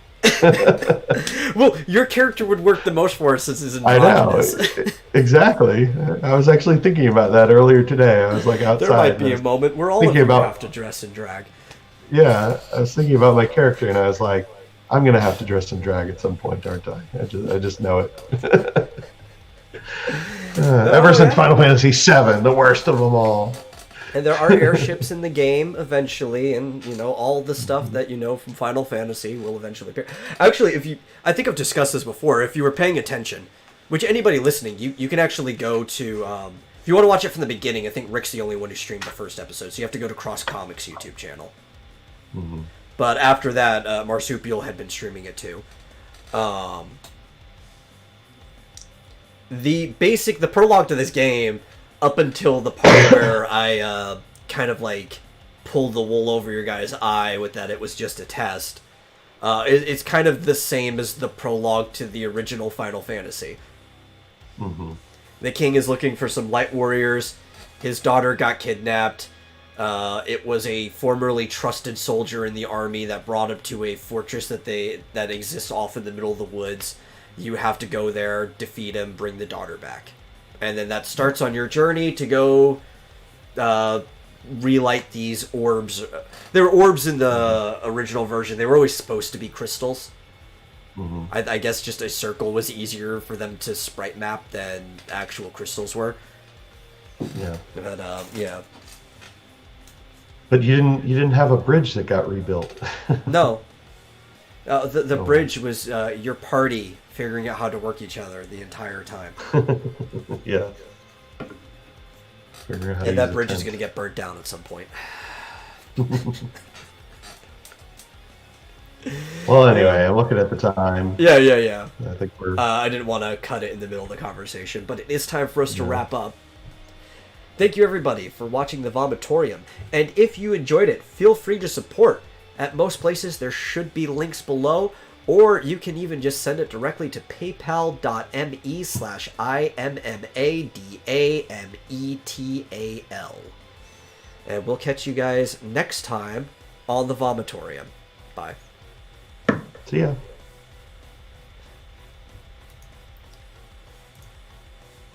Hookers.